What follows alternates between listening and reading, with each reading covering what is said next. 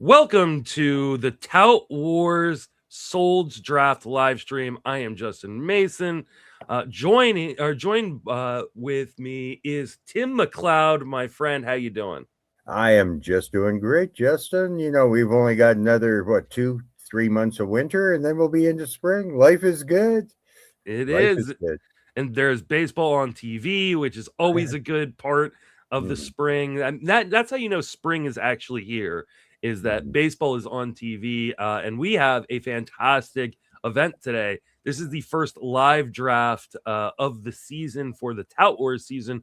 We have the Solds League, which is a 5x5 roto league, but instead of average, just like all tout leagues, it's on base percentage. And then instead of saves, it is Solds, which is save holes. Yeah, an interesting format. I've long been a proponent of improving and making changes to upgrade our bullpen component in our game. Resulting from what we're seeing in the real game. So I'm sort of excited to see how this fine group of experts carries through with the holds component of the game. I am as well, and it is a fine group of experts. I'll run through the list of players that we've got in order of draft slot. As soon as the draft starts here in the next 4 minutes or so, I will have the draft board live up here so people can follow along while we talk. And I'll actually be running out real quick to go take my kid to school because this is really early in the morning for me, 8 a.m. So but at pick one, we have Greg Jewett of The Athletic and Closer Monkey. We have pick two, Ryan Boyer of RotoWire. Pick three, Ray Flowers of Fantasy Guru. Pick four is Kev Masarajan of Razball. Pick five, Zach Steinhorn of Steinhorn's Universe. Pick six is Joe Rico of Fangraphs and one of my co-hosts at The Sleeper and the Bust. Pick seven, we have the Siege, CJ Kaltenbach of Mayhem Sports. Pick eight, we have Jeff Pontes of Baseball America. Pick nine, we have Scott Pianowski of Yahoo Sports. Pick 10, we have Matt Trussell of Razball. Pick 11, we have Tim Heaney of Lindy Sports. Pick 12, we've got Howard Bender of Fantasy Alarm. Pick 13, we have Matt Cederholm of Baseball HQ. Pick 14, we have Sarah Sanchez of Baseball HQ and Bleed Cubbies Blue. And then we have Kyle Sopp at pick 15 with Pro Football and Sports Network. So a really, really great group of players that are going to be drafting in this league. Again, this is a 15-team 5x5 with solds instead of saves. How much does that change the strategy for you in terms of your relief pitching, right? Like, are you then kind of just devaluing the entire pool because holds is now part of the category? Well, I think one of the big differences is the not that saves is a consistent category. It's far from it, but with holds, you always have setup and seventh inning guys emerging out of nowhere to post good seasons, and very rarely do you see holds pitchers earning holds on a consistent level year after year after year. So it'll be interesting to see how this group values the eighth and ninth inning guys this year, and I'm sure we're going to see some interesting names come to the fore at some point in time, and I think that's very important for our listeners to take a good look at some of those names. Even if you're not playing in a holds league, they're going to be eighth inning and seventh inning setup types, and they could come in very handy in a standard format, Justin. Yeah. And joining us are two participants from the league. We're going to have people probably joining all throughout this live stream, and really, really appreciate Sarah Sanchez and Kev Masarajan of the league joining us. It looks like Sarah's drafting towards the back end. Kev, you are drafting towards the front end, so it's kind of perfect. We'll get a little bit of feedback. The draft is going. The draft is going. Okay, let's see if we actually have the board. Aaron Judge, first pick off the board. I'm still seeing do not own a team in this league. That's all right. So I will message Todd. Can I? If I pull up the well, I'm not a presenter anyway. I'm gonna pay attention to the board for a second. Give me one second. If you pull up the board and try to present, I can show it up. That would be great. Yeah, cool. Give me one second. So the first 4 picks in order though are Judge, Otani, Soto, and then Bobby Witt, who went to Kev. So I'll pass it to Kev. yeah. Kev, I mean, I love the Bobby Witt pick. I think he's just such a stud. It's kind of easy when you're at 4, right? Yeah, no, that's not to say a no-brainer, but there was a top 4 pretty much locked in for me, and I got one of the 4. Yeah. I think that's pretty much a standard top 4. I know last night we did the labor mixed, and same order, same group. I think that's pretty well going to be standard throughout all drafts heading in this year. After 4, then the game can change rather quickly, can't it? All right, completely. I'm putting this in the private chat, Justin. I hope that gets to you, but you tell me what Sarah. I need to share. How do I do this? So you can share the board. It's still not letting me have access. Still says you do not own a team. Do you have it up on your computer right now? Yeah, I do. Okay, so on the StreamYard, like down below by your microphone button, there should be a share or present button. Yeah. So click that and then click the one, and then I will throw it up onto the screen. That should be perfect. Oh, wow. There we go. Perfect. Perfect. Good job. All right. I got you. Yeah. You're awesome. Okay, Thanks, guys, and thanks for enlarging it, Justin. Old guys like me need a magnifying glass on some of this stuff, eh? I'm gonna run real quick to go take my kid to school, and I will be back in a few minutes. So y'all handle it. I'll hold it down, and I will be back in a little bit. Okay. Well, Sounds Justin's good. ghosting us right now. That's cool. But I mean, he's left us alone with his StreamYard. The damage we can do. No, I'm just kidding. I mean, we could just go crazy right now, but let's be normal for a little bit. I mean, there's 15 picks or so until my next one, so I'm pretty much on autopilot. Mm-hmm. Like the system just skipped Jeff Ponce. Oh, he might have been on auto draft. Oh, that's actually. Oh, they skipped the pick entirely. That's. I've never seen this before. I thought his pick just. I didn't notice that. No, it just like currently him. The draft is paused, so I would have technical difficulties. A communication problem between Jeff and the site. That would be my guess. Least problematic Fantrax issue, but that's neither here nor there. No. I like Fantrax because of how deep the player pool is, but it is one of my least favorite interfaces to draft on. Yeah, a lot of my leagues have switched over to Fantrax, especially the Dynasty leagues for that player pool. The player pool is crazy. Like you'll get the 1500th ranked prospect. Yeah. Just with a picture available, but then it's like the draft room and setting your lineup is impossible. Yeah.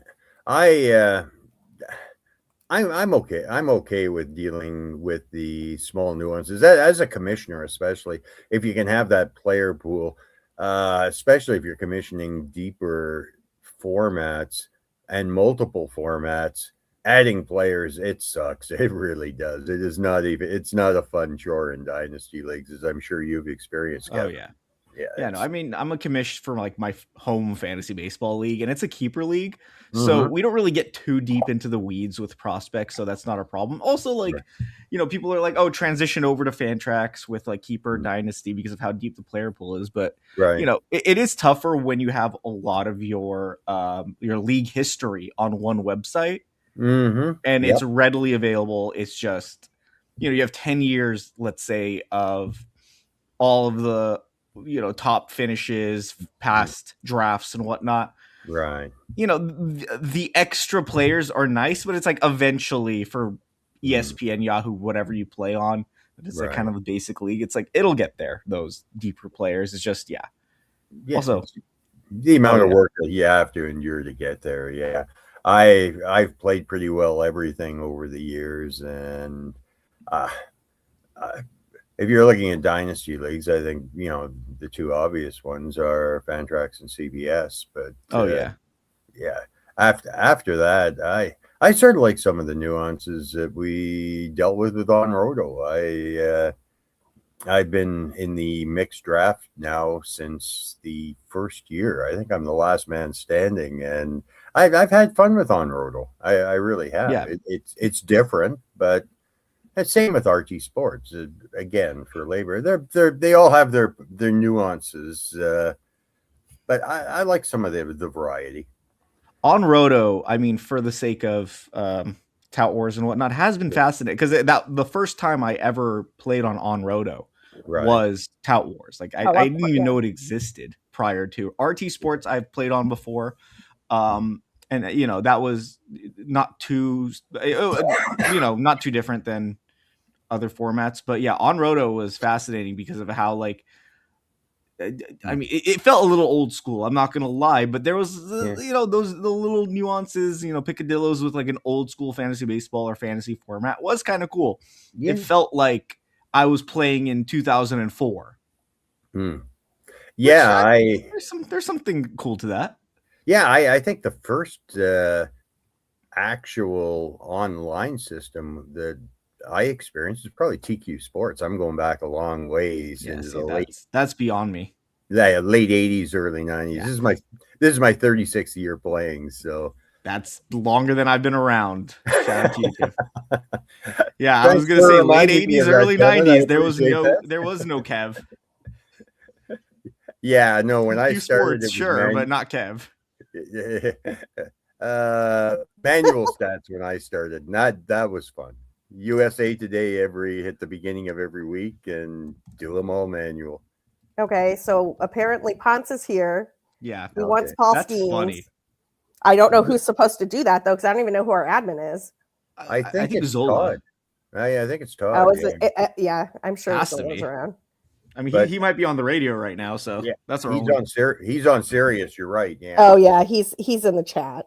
Someone let him know. We got to get this going because this was like funny. At this rate, I'm not gonna pick for like 10 years. I love Jeff. Shout out to the guy on the East Coast getting auto picked. I'm on the West Coast. Like this is an 8 a.m. draft. Right. Yeah, I was gonna say it's an early start to the day for you, and not everybody's in my shoes and is retired. You might have to go to work at some point in time today. I got work at noon, so like this. I mean, I'm fine. This isn't like I'm in a rush, but it's like really funny. I'm like, what the hell? Like, I get okay. He might be snowed in, actually, according to. Oh my god, the snow situation on the East Coast is crazy. Or no, Matt. Sorry, I saw the Razzball logo. Anytime I see the Razzball logo, I assume it's gray. Yeah. Right. Yeah. It's just a natural reaction. But yeah, no. So yeah, Jeff is back. He's taking Paul Skeens. It sounds like we're gonna get this moving. I'm excited. Theoretically, one of these days. Once we get back, the back starting pitchers. That's interesting. I do agree with you on the picks though, and I think it doesn't really change that much with an OBP versus average board. Like the first 5 guys and the first pitcher in order, like they just kind of they just kind of flow. Yeah, I think much the same as batting average. You have your known commodities that are very high OBP, very high batting average, and what I strive to do in either format is avoid the 190 batting average and the 275 OBP. And work somewhere with that middle group. Yeah. How do you guys treat OBP versus batting average, guys? Look at Kyle. Yeah, I knew he'd go early. A first round pick. That early. I didn't think he'd go that early, but I knew he'd go early. He's a great OBP pick. Yeah, yeah. I mean, I would probably still take Ellie over Schwarber just because of those steals, but I mean, you can't hate Schwarber in the first in a points league. Well, unless Ks are like pretty significant. Right. Or like OBP, like on Underdog Fantasy, like, Schwarber's like the 6th or 7th overall pick. Oh, absolutely. Yeah, no, he's a great pick. And he hits so low in that Phillies lineup that he winds up you get a ton of runs and RBIs out of him too. He's just Yeah, I love Schwarber's just so good; it doesn't really matter where he hits. But yeah, absolutely, you get a ton of RBI. Like he's gonna fill the stat sheet outside of steals. Yeah. I admit I was hoping he would fall to me at 14, and he did not. You're not getting him. No. Yeah. That's fine. If I was at 13, I would be taking him. No concerns about the UT eligibility.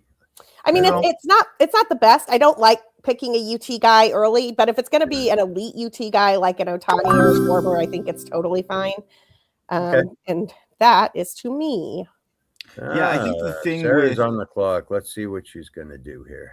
Yeah, let's let Sarah make her pick. Also, Jeff has. We technically can't take Skeens for now, so that's interesting. Right. That's really funny. I went with Crochet. Yeah. I mean, if you look at Schwarber versus Ohtani, it's, I mean, batting average 30, 40 points apart. Otherwise, not too off. And even then, the steals, Ohtani's not stealing 40 anymore. He's stealing 20.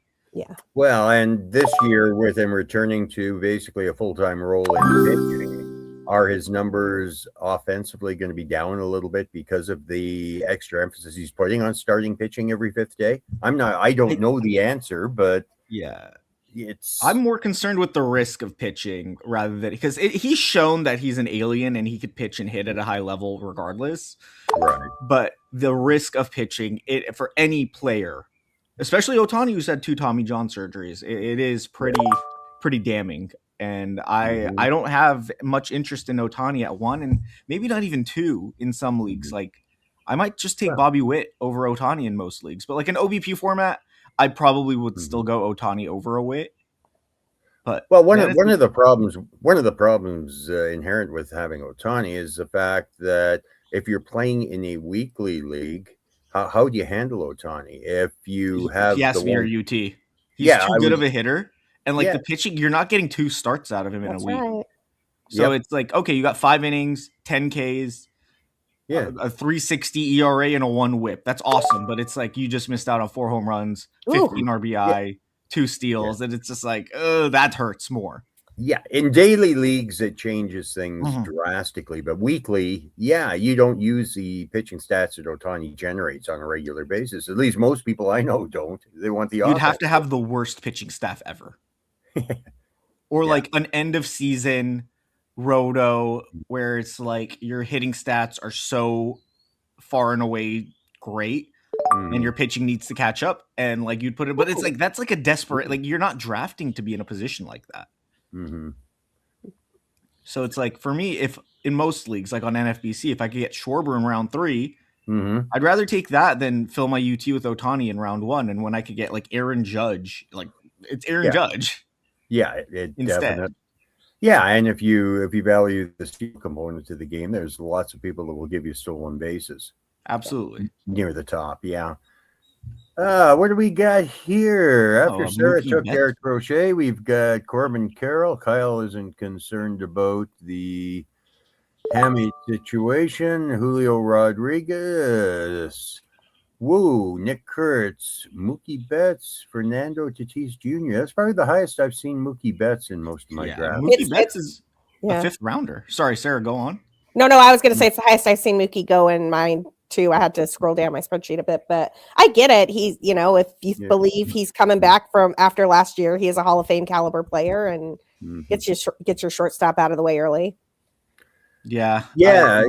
He never looked in sync last year. He had that stomach bug, and it stuck with him all year. A guy like Mookie can't afford to lose 20 pounds. Correct. Yeah. No. But interestingly, a guy you mentioned earlier, Kev, is still available in Ellie De La Cruz, and I understand the OBP number is not elite, but like the power speed combo is. So I'm not sure what's going on there. Yeah, no, I'm sort of puzzled too. I drafted him 5th last night in mixed labor. I moved him up to 5th because Ellie's been at 10. Oh, did he? He did. You're right. Sorry. Yeah, Matt took him at 10. Yeah. No, okay, good. I missed that probably while we were doing the skiing stuff. No worries. Yeah, I mean, Skeens is still available, but only because it's technically Jeff's pick. Sorry, my bad. Ellie went. No need to apologize. That's very understandable. Yeah. Now I'm in moving into a new old park, an old new park this year. Oh, Caminero. Yeah, Yeah. You have Tropicana. any concerns there? Absolutely.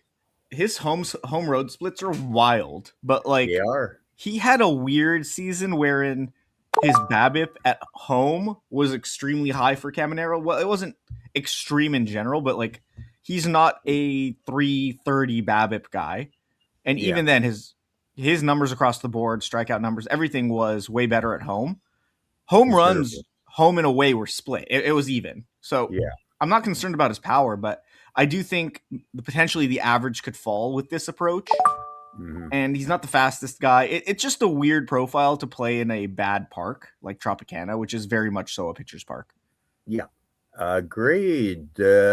Moving to picks 9 and 10, we have Yordan Alvarez and our fourth pitcher off the board in Sanchez. Obviously, CJ is not concerned about Alvarez's rather well-documented injury history. But Alvarez, I think this will be the last year we see him in outfield, correct? If what we're very likely. Yeah. Here now, it's on to me. Let's see what you're up to here. I mean, I might just have to stick with a guy I've been taking a ton of. I'm just making sure there's nobody down on the Fantrax list that's like shouldn't be down there real quick. Right. Yeah. Yeah. You never know.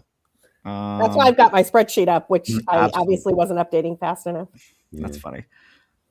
Okay. I guess we're going to issue. I always take and fill my queue with all of the hidden gems because they're all, and just pray that if I go on to auto, I can find a way to get it paused. We're going all MI here. Jazz and Bobby Witt. Not great on the OVP overall, but should be around 330, 340, at least as a base here. But yeah, steals, home runs, runs, everything. Yeah, and Jazz says he's going to go 50-50 this year. Maybe. Hey. Who knows? Yeah, who knows? Yes. It's a great park for his bat. We saw it last year. He just has to stay healthy. Yeah, definitely you're in a situation now where you can pick and choose on the stolen bases. Yeah, Bobby Witt, Jazz. I mean, chasing steals. There's obviously a Chandler Simpson. I could have taken PCA, but I mean, Sarah, you're a Cubs fan. Would you have gone PCA or a Jazz Chisholm? Well, I'm not a huge Jazz fan. It's obviously like a 30-30 potential. PCA is also a 30-30 potential. But I think that Jazz is obviously more valuable for the positions that he plays than what you get from PCA. I'm worried about PCA in this league in particular because the on-base percentage is not great. He is going to play every day, so you are going to own every bit of that, like 290, whatever he puts up. And while the counting stats and the power and speed are going to be great, I just don't know that you're going to, like, 700 plate appearances of a 290 on-base percentage is not going to be fun. Yeah. No, absolutely. That's my concern, and I love the guy. This is nothing against PCA, but yeah. Jazz's walk rate last year was, I think, a career high around 11%. Yeah. So there's a base with him.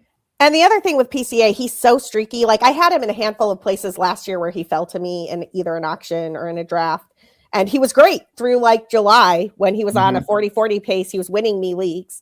And then he was borderline unplayable for 2 months. And James Wood, shout out to him too. Not the type of guy that you're going to pull out of your lineup. So you're just kind of stuck with borderline unplayable for 2 months, Yeah.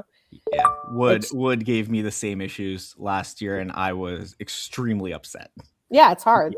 Yeah, it's tough. And one of the big differences last year on some of these players is that we didn't pay for them last year. Right. This year we are going to pay for them, and are you willing to pay that price? And I really don't know. After Jazz, we've got Pete Alonso going to Ray Flowers, Ketel Marte to Ryan Boyer. At the corner, Greg has gone with a player that I'm very bullish on this year in Hunter Brown. At Zach Neto, more power for Ryan at Matt Olson, and the aforementioned Mr. Wood went to Ray Flowers. Kev, you're on the clock. I know. The clock is ticking, and I might have to take a player I wouldn't usually take, but with pitching, so interesting. I mean, I might have to do it. Yoshinobu Yamamoto. Yeah, getting him in the third round is a steal right there. Resident Dodgers fan has to do it. Yeah. The only reason that I have bumped Brown up over Yamamoto is I have concerns being it's the Dodgers that come September, you're looking at, I think Brown's going to produce 15 to 20 more innings. And I think For sure. comparable stats.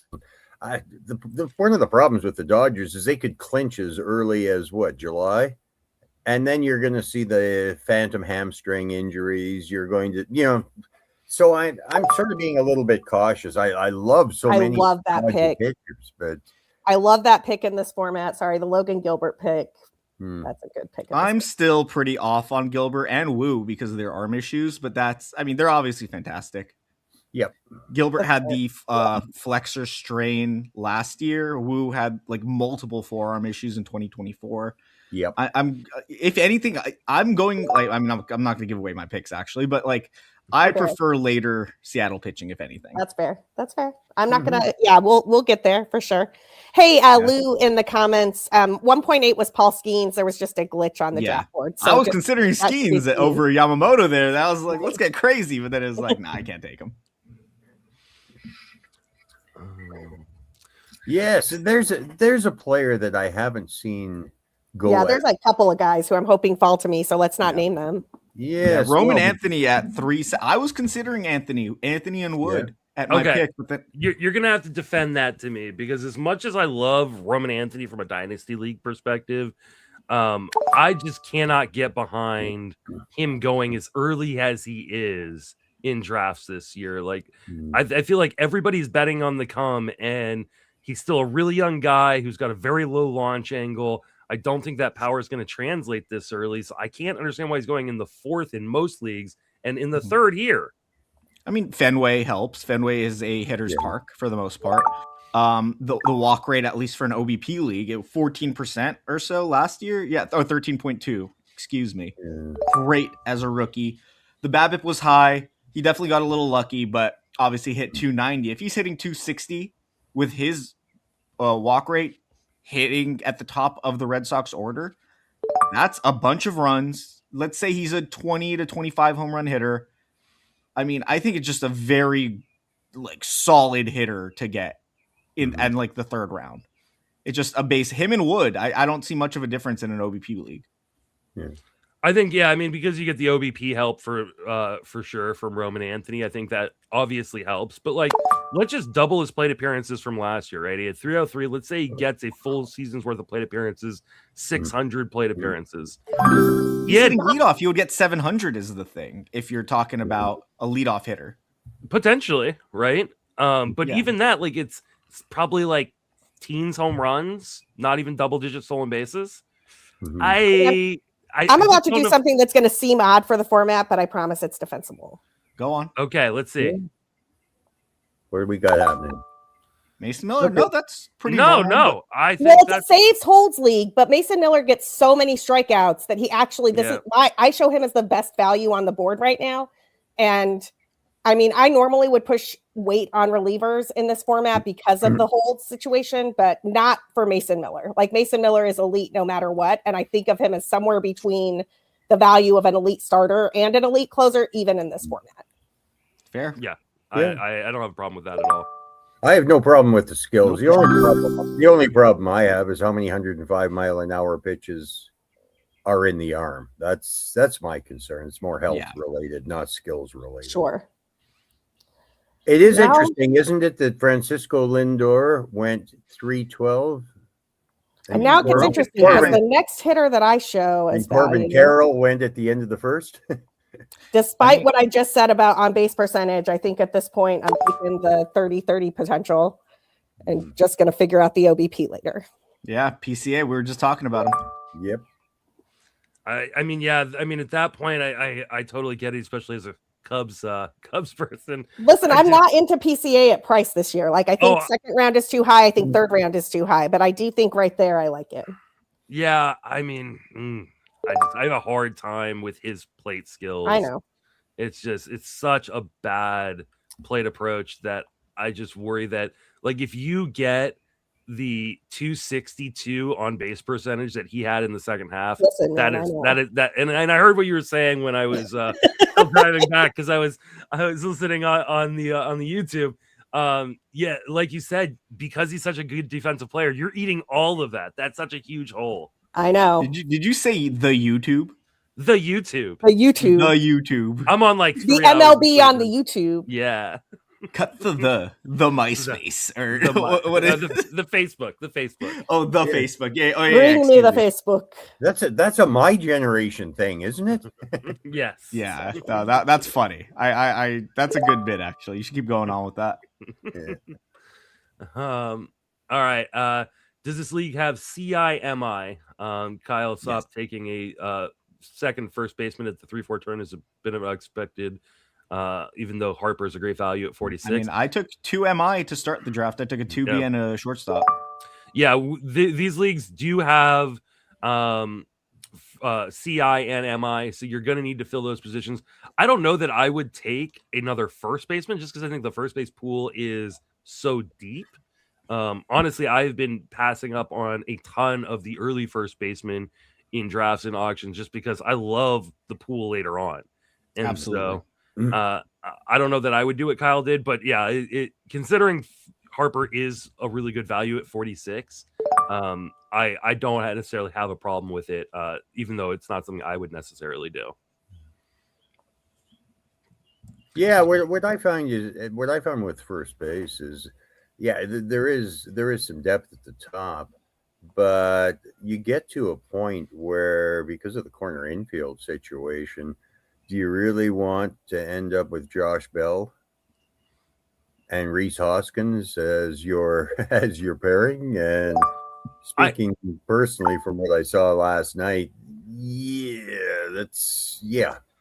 I mean, I think you definitely have to take it higher than that. But like, if I ended up with, especially an on-base percentage league, if I ended up with like an Andrew Vaughn and a Josh Bell, I'm not going to be mad about that, especially considering how good my other positions are going to be, right? Like those guys. There's always a trade-off. Yeah, agreed, Justin. So, I mean, you're going to have to take a deficit somewhere, but I think the deficit at first base is not as bad as like the deficit at second or at third, or even in the outfield. Second base is definitely, and the outfield is, again, in 15-team leagues, it can be a struggle.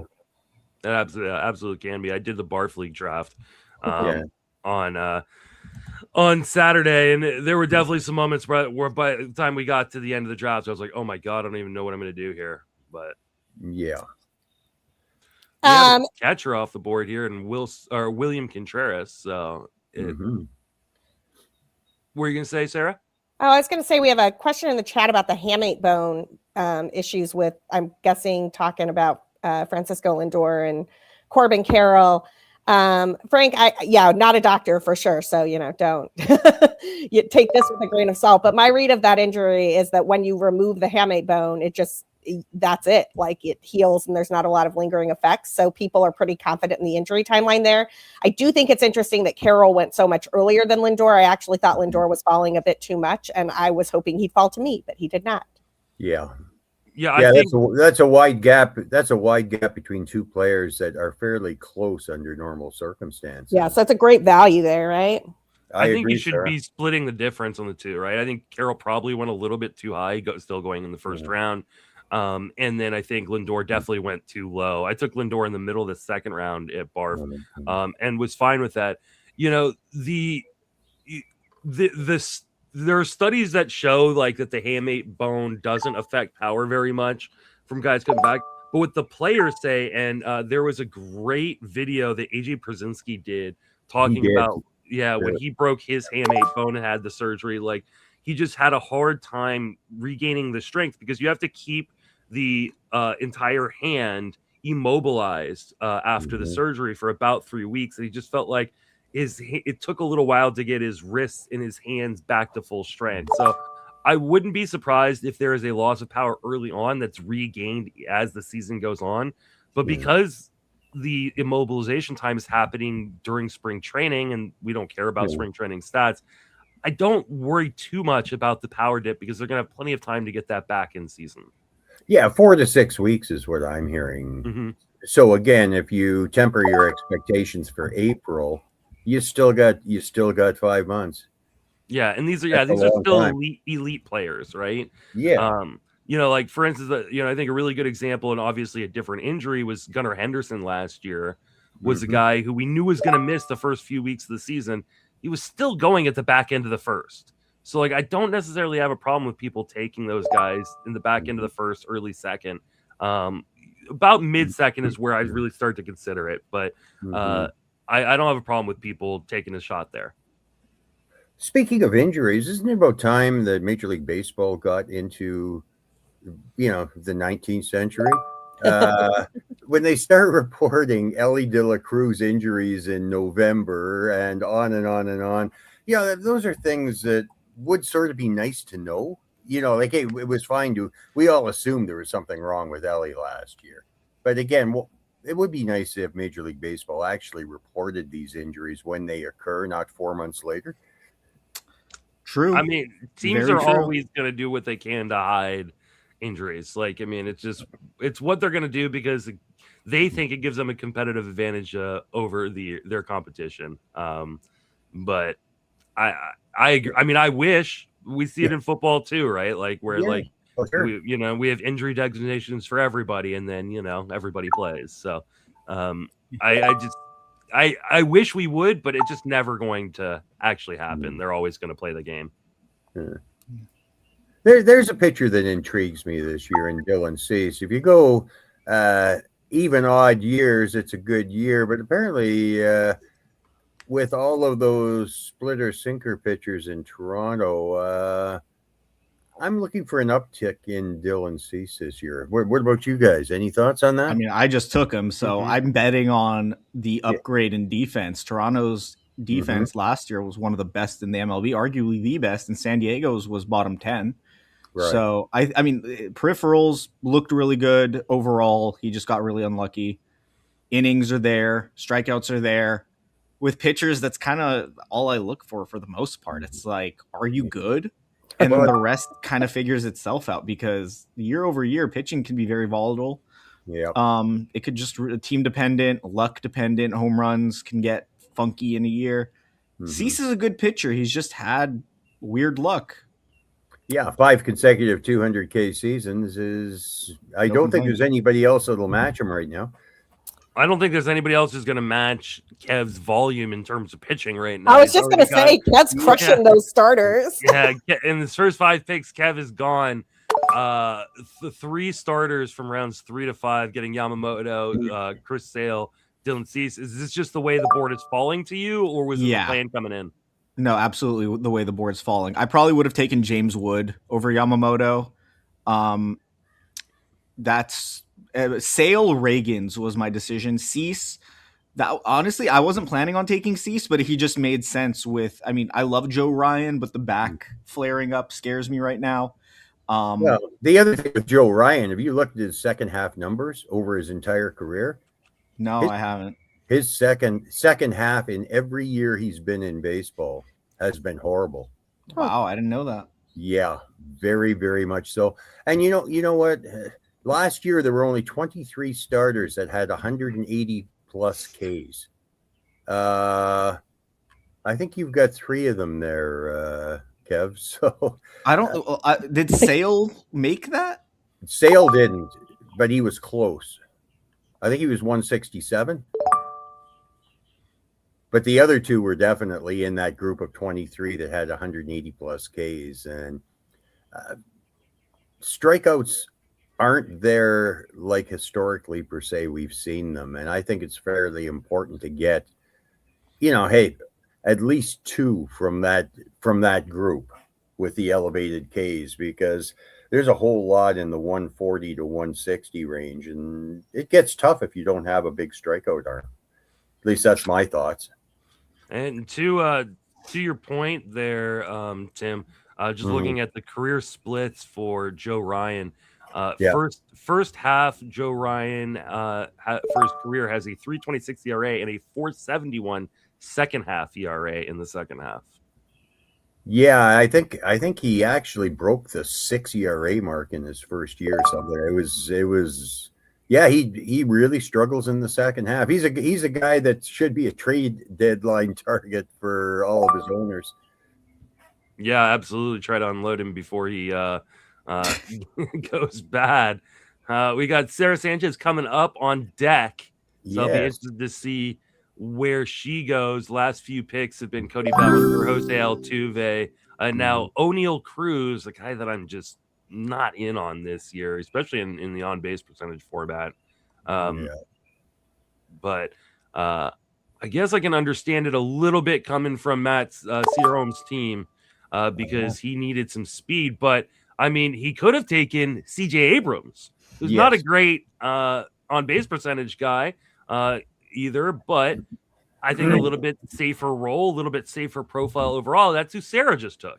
Yeah, I wanted to get shortstop out of the way. There's a cliff of shortstop that I don't really love, and there's a couple of guys I like later who I think are going to help me in the on-base percentage situation, but I just can't pass on these 20, 20, 30, 30 guys when they're falling to me. So if I soft punt on-base percentage, I'm okay with it.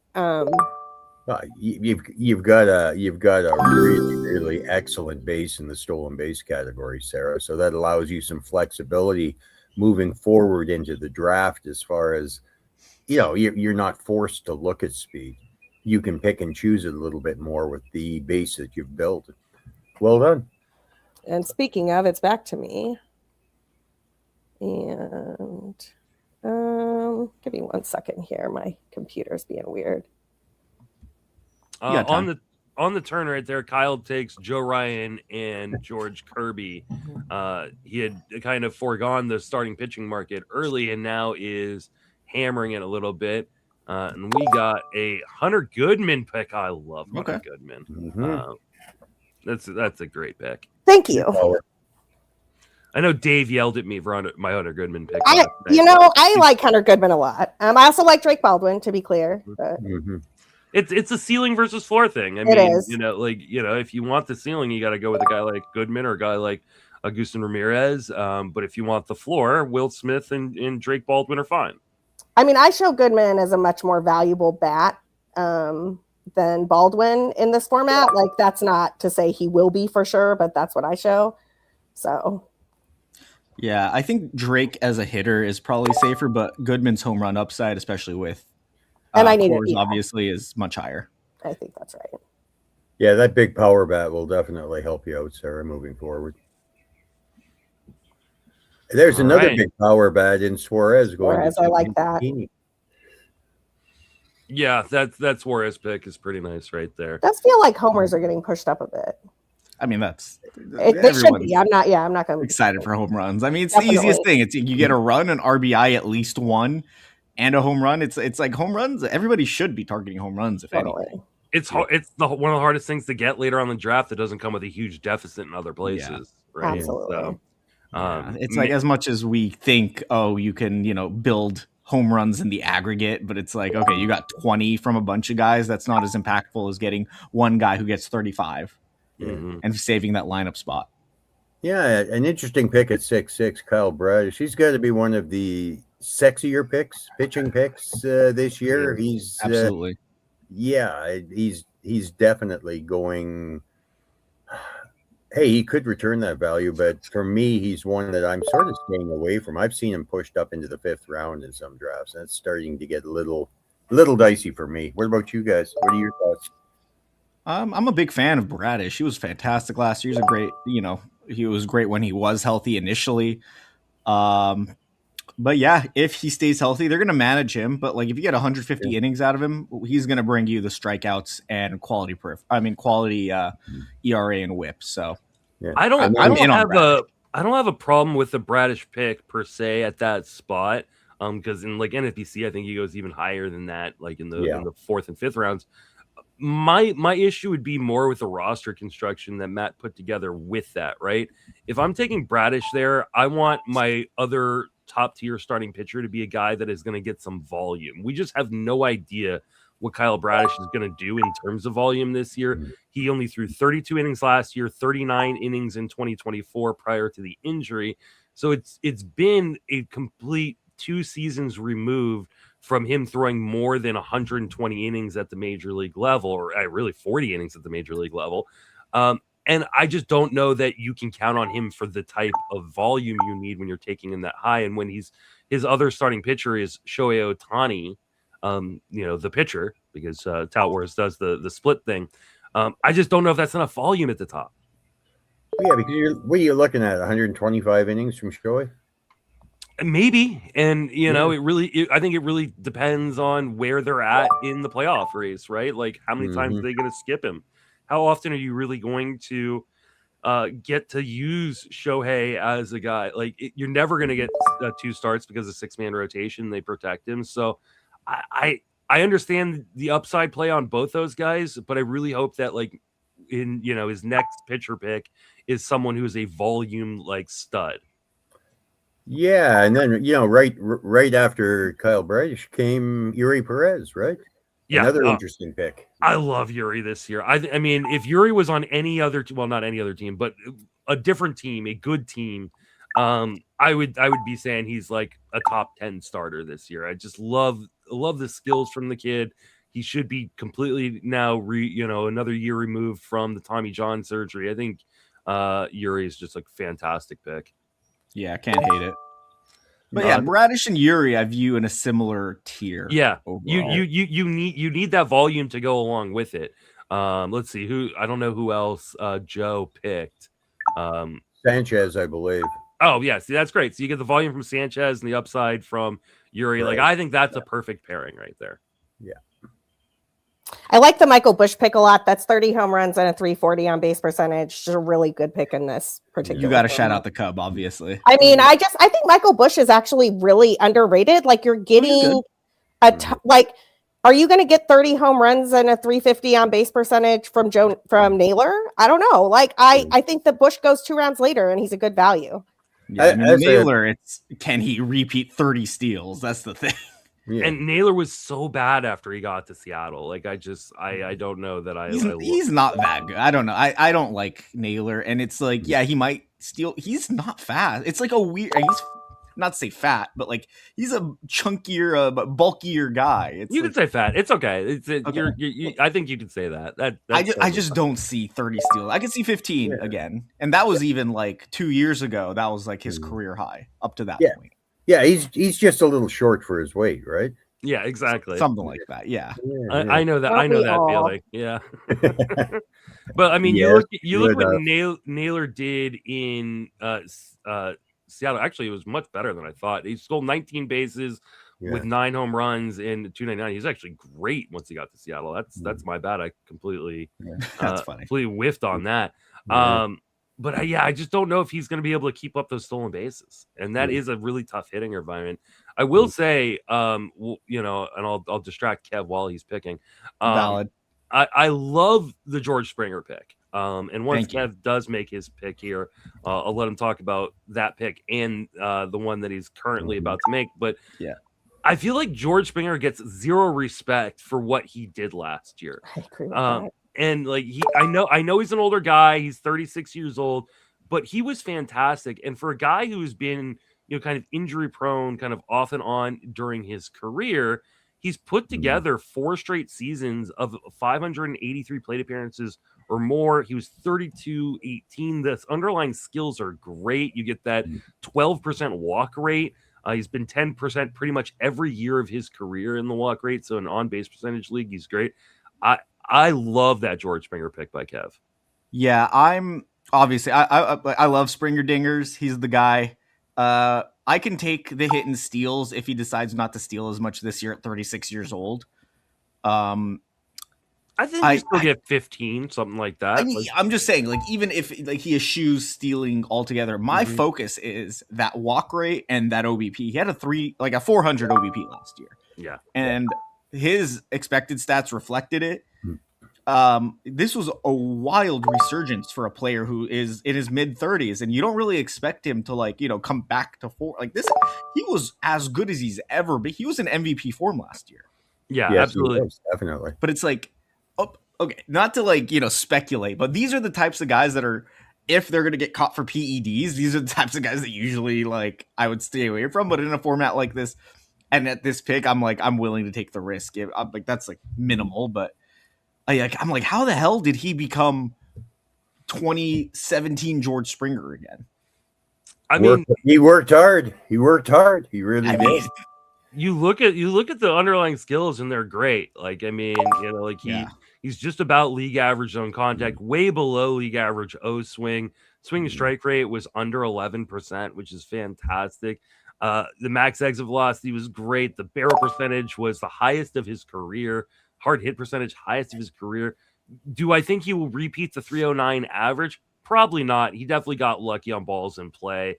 George Springer had a 340 BABIP last year. He's been a 298 guy. But even if that batting average comes back to like the 260 range, you're still looking at a 340, 350 on base percentage. Like you're going to take that all day long with all this other stuff you get. I decided between him and Soderstrom, and I love Soderstrom.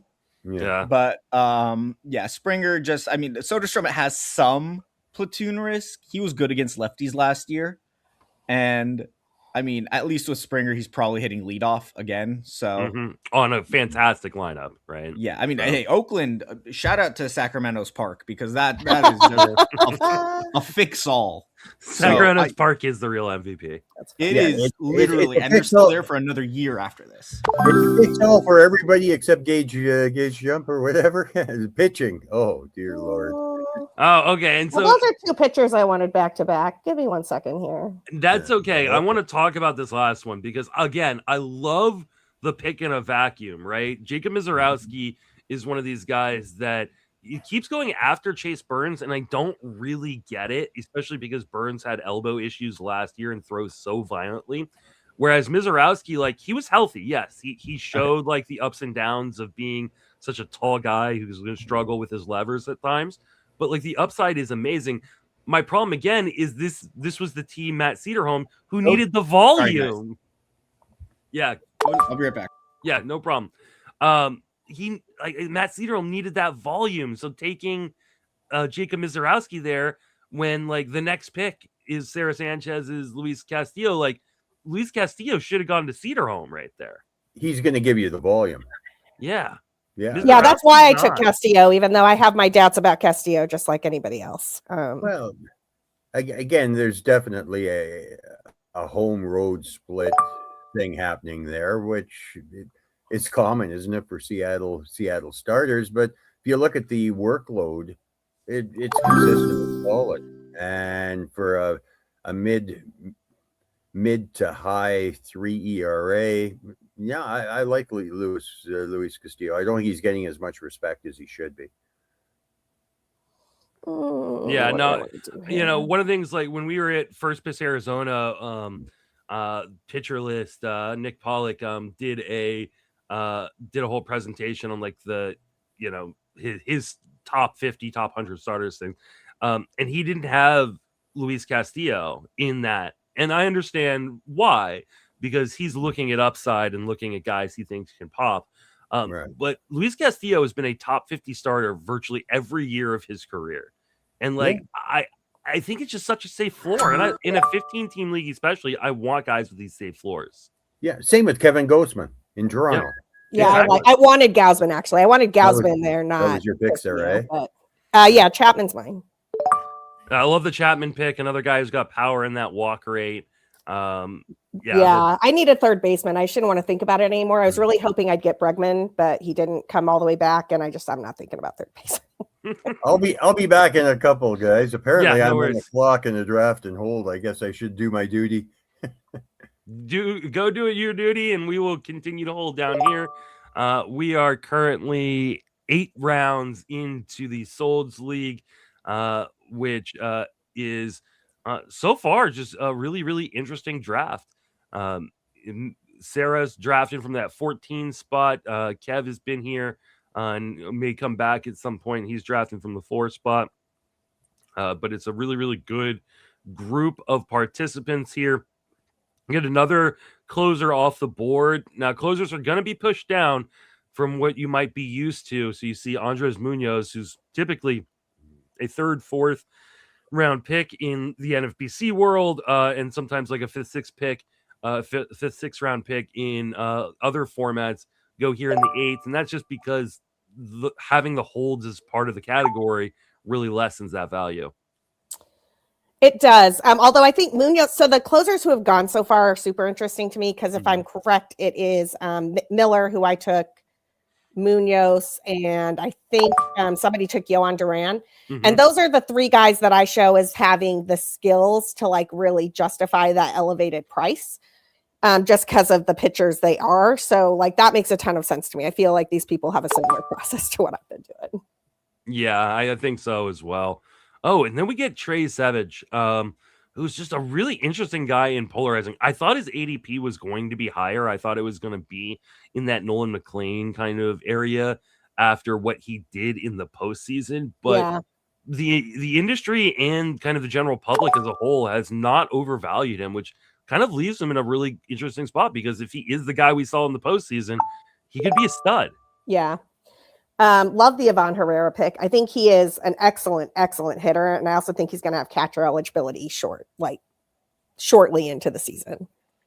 I think you may have to wait a little bit longer into the season for that catcher eligibility. I do think he gets it. But I think they're going to really, really slow roast him in terms of letting him go behind the plate, recovering from the injury. But I do like the pick. In the leagues where he is already catcher eligible, I think he's a steal. Oh, in the leagues where he's catcher eligible, he should go way before this for sure. But absolutely. I think it kind of, so the Cardinals are interesting to me this year just because they are so bad.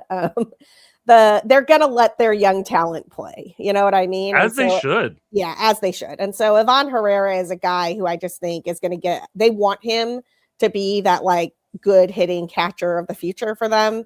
And I think he'll get a shot to do that. I don't think they're ready to turn him into just a UT guy. You know, I know he's done a lot of DHing because of injuries and whatnot, but I don't think they're ready to give up on him as a defensive asset. So I do think he will get that eligibility. Man, I was wondering when he'd go in this format because he is definitely not ranked correctly by the ADP on Fantrax. That's a great pick by Zach.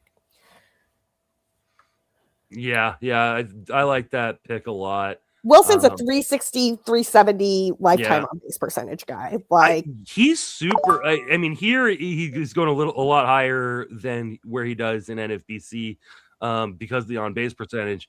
But I do think in like the NFBC world, especially, like he is super undervalued. He's always been undervalued. You really love I think Paul has mentioned this on the Sleeper on the Bus with me, really holding against him. Such a good player. Boston's a perfect park for him. It's late as he does. I agree. I mean, I am the foremost Wilson Contreras stan on the internet. So like, all the kid has ever done is hit 20 to 25 home runs, 350 plus on base percentage in the middle of a lineup. You know what I mean? Like that is a solid asset in an NFBC league. I get that the batting average is usually closer to 250, 260. So that is a little bit of a hit in the NFBC, but here that's an elite bat. That his on base percentage lifetime is higher than like all of the guys around him. It's better than Bregman. It's better than Willy Adames. Career 352 on base percentage. It was 380 in 2024. So like you've got some really, really nice upside. He set a career high in plate appearances in a season last year. And I would not be surprised if he did that again this year and got over 600. And he could hit 25 bombs, plus some chip in speed with that like 360 on base percentage. I love that for Wilson Contreras. Yeah, no, it's great. And honestly, he's going to be one of the best hitters in that Boston lineup. So he's probably going to hit cleanup. He's probably going to hit third. You know what I mean? Like he's going to get a ton of plate appearances. And he is a hard hit machine to the pool side. So he's going to pepper the monster. He might lose 2 or 3 home runs to the monster, but he's just going to he's just going to hit extra bases off the monster for days. Yeah, absolutely. Well, we're back, Justin, after my stellar 24th round pick. Who did you take in the 24th round? Somebody that I would like Sarah's thoughts on. Oh, okay. There we go. Yes, Moises Ballesteros. Oh my God, dude. I'm in love with him. He's my favorite. He's going to be my favorite Cub. Well, he is my favorite Cub. He's so I will do the short version of this story because I've told it a handful of times now, but I do think it is instructive. Okay. Moises Ballesteros, when he came up, so first of all, he's super young. I think last year was his age 21 season. This will be his age 22 season. When he came up, they asked him who his favorite catcher was, and he said Salvador Perez, which is a really interesting comp because age to level, they basically were at the same place at every time. And so I took that and I did a piece that looked at how did Moises Ballesteros' time in the minors compared to Salvador Perez. And what I thought I was going to find is that Ballesteros would have a better batting average and on base percentage, but less power. And what I found instead is that Ballesteros was better than Salvador Perez at literally everything at every stop. Lower K rate, higher walk rate, better on base percentage, more power, better batting average. So yeah, he's definitely a guy. I think the Cubs are going to have him on the strong side platoon to DH to start the season. They are going to limit him a little bit against lefties. So, you have to be a little careful with his plate appearances, but I think he's going to earn that playing time against lefties. I just think he's an elite hitter. Like, I think he is Is he going to pick up a position in season, or do you think he's just going to DH? I don't know. That was my question, and that's the reason I think he's fallen, is the fact that the doubt about whether or not he'll get catcher eligibility. Yeah, it's a really good question. So if he does pick up catcher eligibility in season, it is because one of or both of Miguel Amaya and Carson Kelly get kind of banged up, and he has experience catching the guys who he's played with in the minors. So he has a lot of experience catching Cade Horton. He has a lot of experience catching Ben Brown. He has a lot of experience. If Jackson Wiggins gets called up by the Cubs this year, he has a lot of experience catching those guys. And so I can envision the Cubs giving him some of those reps in a blowout situation, or, just like throwing him behind the plate so he doesn't lose that conditioning. I don't think they like him at catcher. Like, I don't think they want him at catcher in a close game. You know what I mean? And so it's a very interesting. If we can just get 10 games. Just 10 I know. games. That's all I need. Right? I'm in the same boat. It's all I want for Christmas too. I just don't know that we're going to get it. Well, thanks so much for your analysis, Sarah. I appreciate it. Yeah, of course. I'd like to get some analysis from Tim, because Murakami goes in this round, and I have a really hard time figuring out what he's going to be at the major league level. There were concerns about him being able to hit, upper velocity pitching. Yeah, I don't know that I worry about that as much, but I do think he's going to swing and miss a ton, which in this kind of format can really hurt your on base percentage. What are your thoughts on Murakami, Tim? I think the big question mark is, will he be able to hit the high heat? Okay, something that he's struggled with in the past. My rule of thumb is I'm not going to mention any names, but there are two Japanese bats that came over this year that are garnering attention, and I have Murakami at the ranked second of the two that came over. My concern with, I think in this format, no BP. I definitely like Murakami. I think the potential is there to hit 35 home runs. There's no doubt he can hit the ball a mile. In a batting average league, I would have a tendency to drive his value down, simply because I think there's going to be a lot of swing and miss. He also walks a lot. In an OBP format, I'm not as concerned. In a batting average league, I am.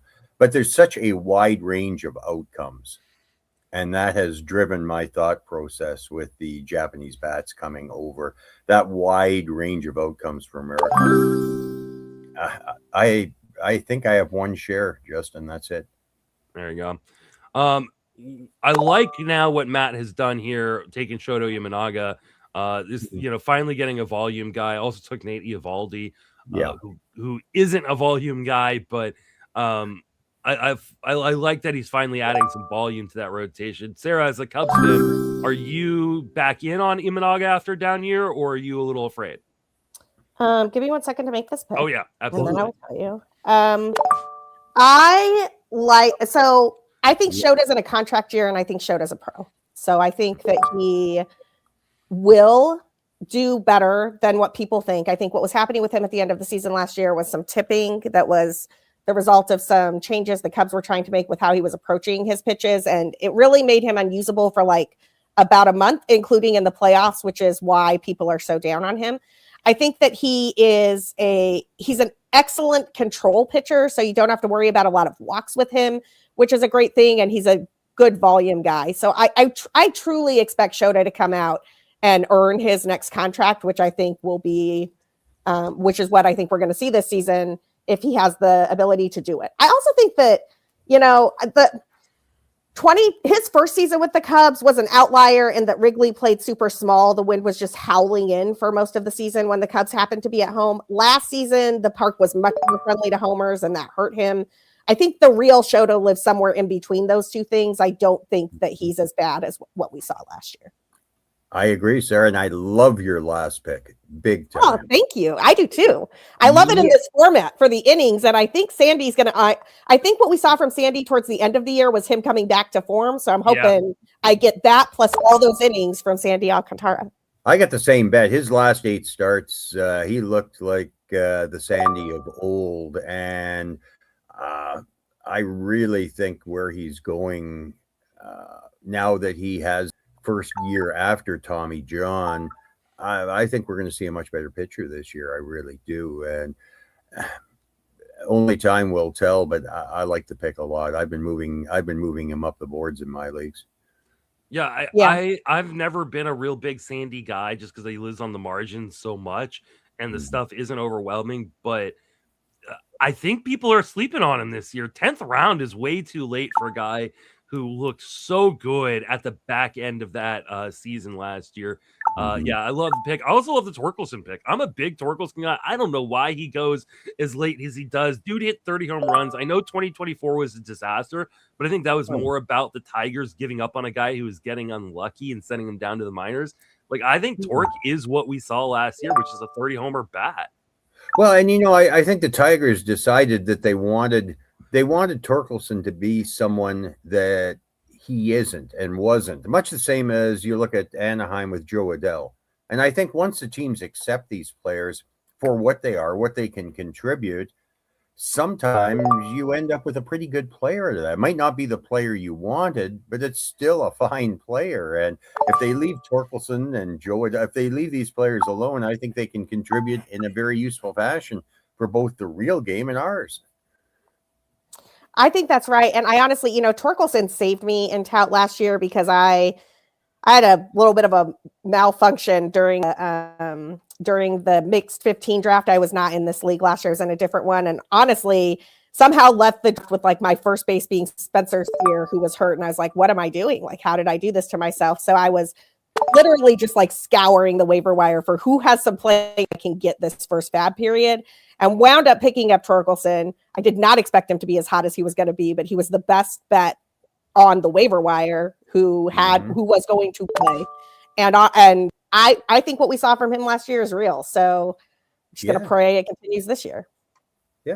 Low batting average, lots of strikeouts, and a ton of home runs and RBIs. Hitting in a good He's spot. got a really good on base percentage. So he's really good. I mean, for, round 10, pretty good on base percentage. So yeah.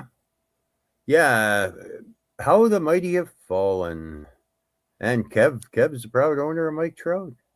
Round 10. That seems wrong to me, having gone through seeing Trout in the Arizona Fall League in the early years, and such a great player. It just seems sort of wrong. You just got to stay on the field, man. He just, we love Mike Trout. I think he's still a very, very good player at this point in his career when healthy.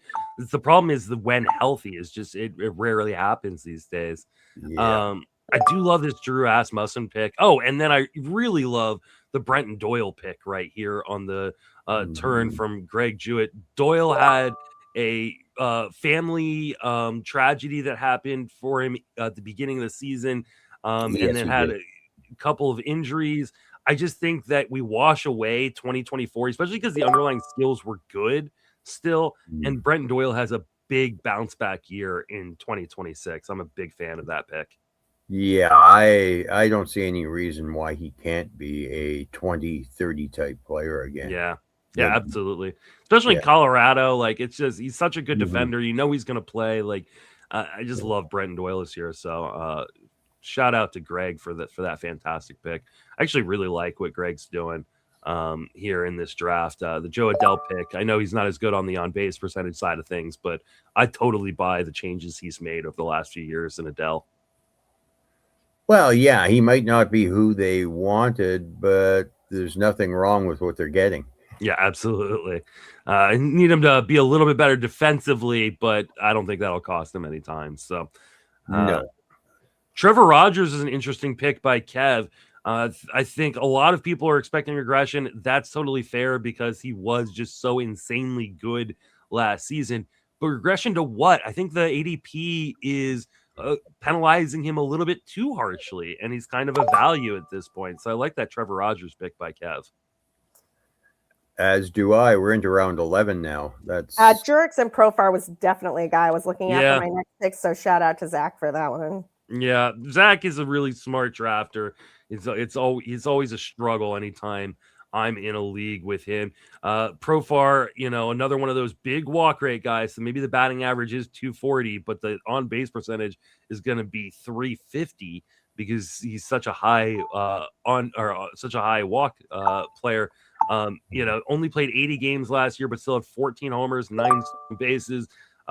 He could definitely be a guy who hits 22 homers, steals like 11 bases, and has a 350 on base percentage. That's money in this format right here. Yeah.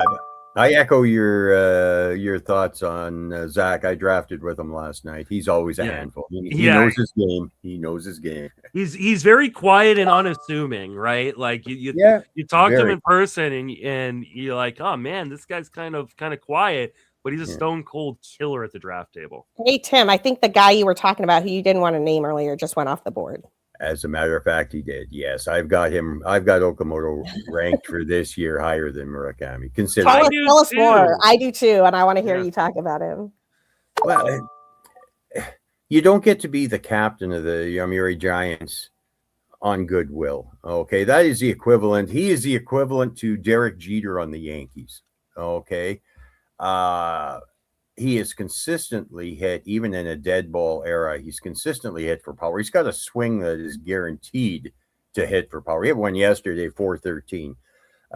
He'll spray the ball all over the place. The batting average is solid. Defense is not great, but it's adequate. I just think we're going to see a more complete and well-rounded player out of Okamoto, and the range of outcomes for Okamoto is much smaller than it is for Murakami. I agree with all of that.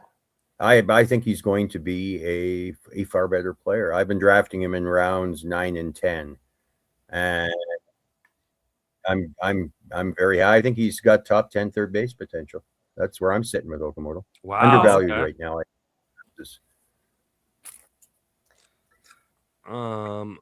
I finally got a working board, so I'm going to. Oh, cool! So you can stop my share, so that way, if I have to use this computer, I don't have to reveal my queue. There you go. So we. How do I get rid of this thing? I don't even know. Did you just go through the? Did you just go through the link that Todd gave us? Todd had the wrong link, so it's all fixed now. So we can now enjoy a fully functioning board. Could you do me a favor, Justin? Yeah. I'm an old guy. Can you magnify that just a bit? I can't read it either, so all I see is one color. Okay, I see the colors. I just can't read the names. The question being is, old and colorblind, there are certain challenges. Let's see. I'm trying to work it right here. Because this one's not updating live either. So that's interesting. Yeah, Tatsuya Mai just went. I think that's how you say it. Yes. Yeah. As a matter of fact, that is and thank you for doing that, Matt, because you didn't do what I was going to do. That always works out good, Sarah. Yeah, my big concern there is the walk rate. Last year we saw a significant drop in the walk rate coming from him. If that's sustainable, he has the potential to be a top 25 starter. If not, no, about here is right. one of my major sources on Japanese players said the stuff is as good as Yamamoto.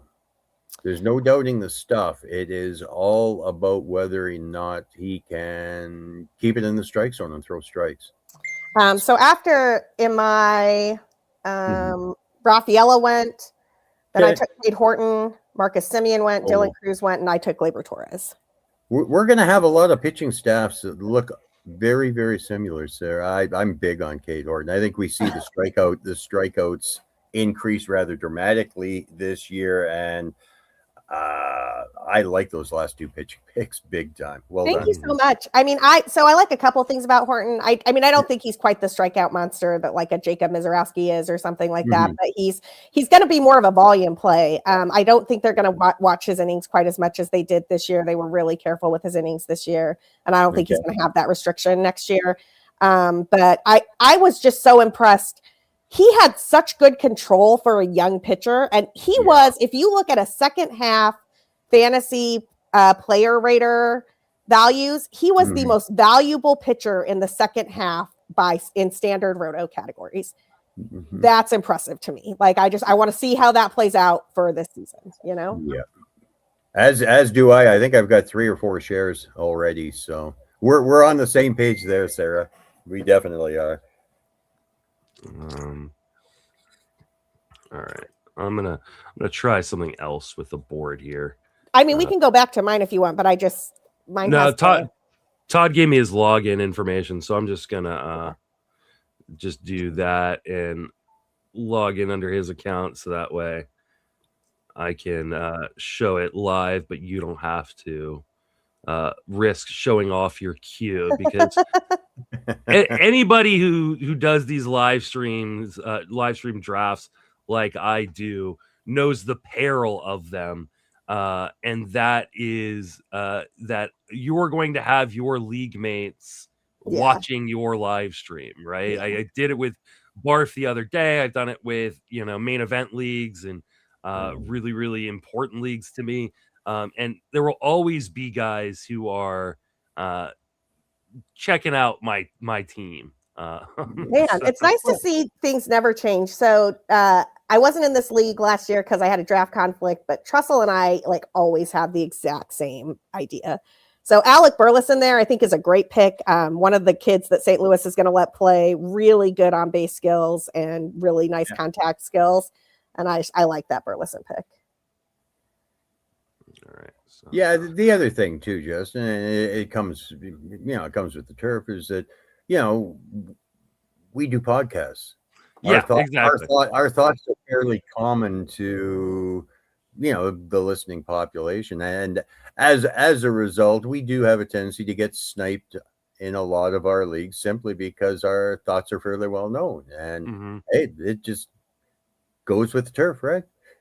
Yeah, I mean that's part of the gig, is that you are going to, when you're in the industry, is like you've got to give up some of those players, some of those thoughts that people are going to then use against you.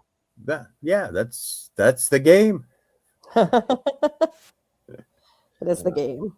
All right, now I've got the actual draft board, so we're going to remove this one. We're going to add add this one, and then we got a lot of pictures flying off the board right now.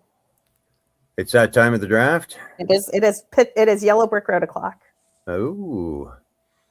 And we're having kind of an interesting tier here. Let's see. There's another pitcher.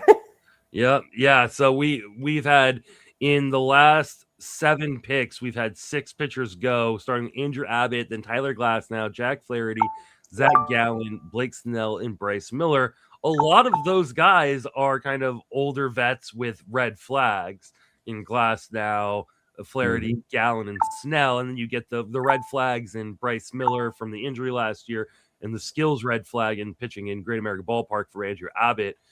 Do you have a favorite there, Tim? Yeah, I think maybe it's time that we started believing in Andrew Abbott. Okay. Yes, I agree. I love Andrew Abbott. Well said. Yeah, no, it's fine to say that his expected ERA is a full point over and above what he's accomplished, but he's now done it for 3 years in a row. At some point in time, when do we say Andrew Abbott is and who he is and start elevating him up the boards a little bit? I know I have. I've got multiple shares of Andrew Abbott, and hey, he's held me in good stead so far. So when I look at the collection of starters in that group, Abbott by far is my preferred choice. I just have a really hard time for him being a 50% fastball guy who has a really bad fastball, right? Like his best pitch is that slider. He only uses it 14% of the time. I feel like, especially in Great American Ballpark, which can be so devastating for home runs or for home runs. And when you're a bad fastball guy, I just feel like you're asking for trouble. He allows too much contact. I just think it's such a, such a tight margin that he's going to work on. Now, to your guys' point, he's done it, right? He's at least shown us he can do it. I just have that like sneaking suspicion in the back of my head that like, man, I don't know that he can continue to do it. Well, and that's fair, Justin, but at the same point in time, what round are we in now? We're in the 13th. Yeah, so where's the risk factor once you get up into your 13th, 12th, 13th, 14th rounds? Even if he blows up, what's the cost? It's not like you're losing a 4th round pitcher, right? Yeah. I think that is a really good point. Like the cost risk kind of assessment isn't as disastrous at this point in the draft, especially because he is going around a lot of these guys with these big warts. Right, exactly. Once you get past your first 20, 25 starters, every starter has a question mark, right? Yeah. And the question is, do you want to like take on the risk of Abbott's fastball and can he do it again? Or do you want to take on the risk of Glasnow's injuries and what are the Dodgers going to do with his innings, right? Like I agree with that. I think the difference is, like one is easier to drop than the other. And someone might make the argument it's the opposite, right? That like for me, it's easier to drop Snell because if he's injured, he's just injured, right?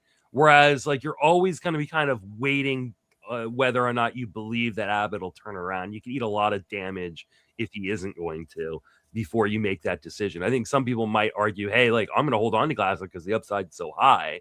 And I'll drop Abbott and move on to somebody else if he struggles. But I think it's it's one of those kind of personal preference things. No, I definitely agree with that. I love this pick. Oh my gosh. What Max Muncy in the 13th round, especially in an on-base percentage league, that feels like printing money for Zach Steinhorn. It is a really good pick. I also like this JJ Weatherholt pick. Like I've been doing some deep dives on him over at Baseball HQ for the Playing Time Tomorrow column. And JJ Weatherholt looks like a stud and he is going to get run. And I just like his last year, admittedly, he went from high A all the way to triple A in a single season. Like his WRC plus just got better at every stop. It was like 140, then it was 150, then it was 158. And I'm just like, all right, you're ready for the show. Let's see what you can do. Yeah. Well, yeah, his bat to ball skills are insane. They really are. I was very disappointed we didn't see him in September. I don't know what that was all about, but even for a cup of coffee, I just found it disappointing. Oh, 2 guys to the pick that I really want coming back to me. Please don't take him. When you have that guy and you're like, yep, I know. I just made my round 2025 pick while we were chatting here. Garrett Whitlock. Oh yeah, interesting arm for sure. We do have very similar pitching philosophies there, Tim. Well, I when I look at Aroldis Chapman, if you look at his past 5 years, he's had one good year. It was last year. He's closing in on 40. This is a saves league, draft and hold. There are no holds, but I just can't. I have a hard time believing we're going to see at the age he's at a Chapman. Thank you. Okay, I am pushing this guy up a little bit. I'm extremely excited. Can I guess? Let's see who you got. Who do you think it is? Who do you think it is? Royce Lewis? It is not. Oh, okay. But a similar idea minus the injuries. All right, there you go. Sal Stewart. I believe in Sal Stewart. I think he is an elite bat. I think he's going to hit in the 3 to 5th range for that Reds team. I think Terry Francona loves him. He had him batting cleanup in the playoffs. Kid came up in 60 plate appearances. He hit 5 home runs, and all he does is rake. I am here for Sal Stewart season. Yeah, right. I don't think Spencer Steer is going to. No. Well, and apparently they were trying Sal Stewart out at second base. Which is an interesting thought process. I don't know if he can handle that defensively, but and it seems they really want to make sure he is in the lineups, and they're going to do whatever it takes to get him there. Yeah. Kyle is going to take Austin Wells here on the turn, and then we'll see what he does to start off the 14th round. How many rounds is this draft? It's 29. So we are just under halfway the home in this Tout Wars 5x5 15-team Solds League. So this is a little bit different format that people are used to, which will kind of mess a little bit with the outcome of the draft. Aaron Nola goes at pick 14. I kind of like that pick right there. Like that, Nola had a really, really brutal season, but you're going to get volume. Here we go. Sarah Sanchez. That's a name. Digs Chandler Simpson with the second pick of the 14th round. Talk to me about Chandler Simpson there, Sarah. Well, so here's the thing. I've done a kind of weird build here where I've got speed at the very top, and then I've got a lot of guys who are high on base percentage, big power in the middle. And so as much as it seems like Julio Rodriguez, Pete Crow Armstrong, and CJ Abrams should set me up for speed, I really think I was missing some stolen bases. Chandler Simpson basically covers that gap and lets me not think about speed much for the rest of the draft. But he also has a 330 on base percentage.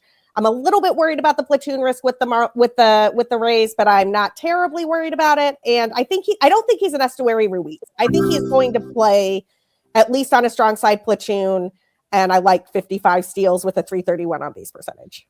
I do too. I think he is going to play on on the strong side of platoon as long as he's healthy. He's just got to stay healthy. He's dealing with a hamstring issue I don't love right now. I don't love it either. I took him super late in my barf league, especially as I needed stolen bases. You just got to hope to make sure you still hammer those stolen bases in case you do lose him at some point. And to be clear, Dalen Lyle was the other guy I was looking at right there for the exact same reasons. And so I think it's funny that Matt Trussell and I just keep doing things that both of us would do. Picking each other's pockets, right? It's been that way every time I've drafted with him. There's always one person in a draft, right? Who just annoys you like that. Who's got your number. Yep. I agree. There's always at least one. So Dalen Lyle, why don't you talk a little bit about him, Sarah? Because he's a guy that I really like, but I feel like nobody's really giving him any respect. Yeah, Dalen Lyle, man. I mean, you're looking at a situation where he's playing for the Nationals, so the playing time is there. He's a good defender, so he's going to stay in the games, but he's also got, the stats were really solid last year. He put up a 347 on base percentage in 91 games. He stole 8 bases. He hit 9 homers. It was like 321 at bats. So I really do think you're looking at a guy who could, with a full season of playing time, maybe go 15-15, maybe go 20-20, but also give you reasonable on base percentage. And I just think he's a solid player who the Nats don't have anyone coming to take his spot. Yeah, I agree. And I think he's just overshadowed by the other young outfielders that they have on that team, right? I think people forget that he was also like a top 100, top 150 prospect in his own right. But because Cruz and Wood were in that minor league system at the same time, they kind of just overshadowed him. He's a really good young player that showed a lot last season. I mean, dude hit 299, 347, 498 with 9 home runs and 8 stolen bases in just 91 games, 351 plate appearances. It's really good contact skills for Lyle. Yes, he does not hit the ball like extremely hard, But he is a guy who can, have enough power, have enough speed. I think he's just a perfect little accumulator. Yep, I agree. Joining us right now is Mr. Joe Arico, who's about to make his 14th round pick here. In a second, he's on deck. Joe, how you doing, my friend? I'm doing well, guys. Sorry for the delay. I was wrapped up with some work stuff, and then right when I was going to pop on, Jeff asked me to pop on Sirius for a minute. So apologies for the delay. Fun draft. Really, really fun draft. I feel like pitching is very expensive. Is that just me? No, pitching's flying off the board. Yeah, I feel good about where I'm at with my pitching staff right now, but it is making me make some decisions because I have to either reach for a pitcher or like take the bat that I feel is falling to me, and that's always a challenge. I've been in 3 or 4 now, and most of the leagues that I've been in, pitching has moved quickly. So I don't think it's a trend unique to this format. It's just the way of the world this year. If anything, especially with the first couple rounds, I don't know if pitching moved fast enough comparatively speaking to other leagues, right? Like we saw in the second round here, we saw just 3 starters go. I think you're going to start to see 5, 6, 7 starters going in that second round area, especially as we continue to lose guys, as we inevitably do from the pitching pool. I think for sure the pitching, it might even get pushed up a little bit farther. Yeah, this is the first league that I've seen Yamamoto go in the 3rd round. Every other league that I've been involved with, he's gone in the 2nd round. Joe, did you miss your pick? No, they rolled it back. Pianowski wanted to undo his Noah Cameron pick, so we're pausing.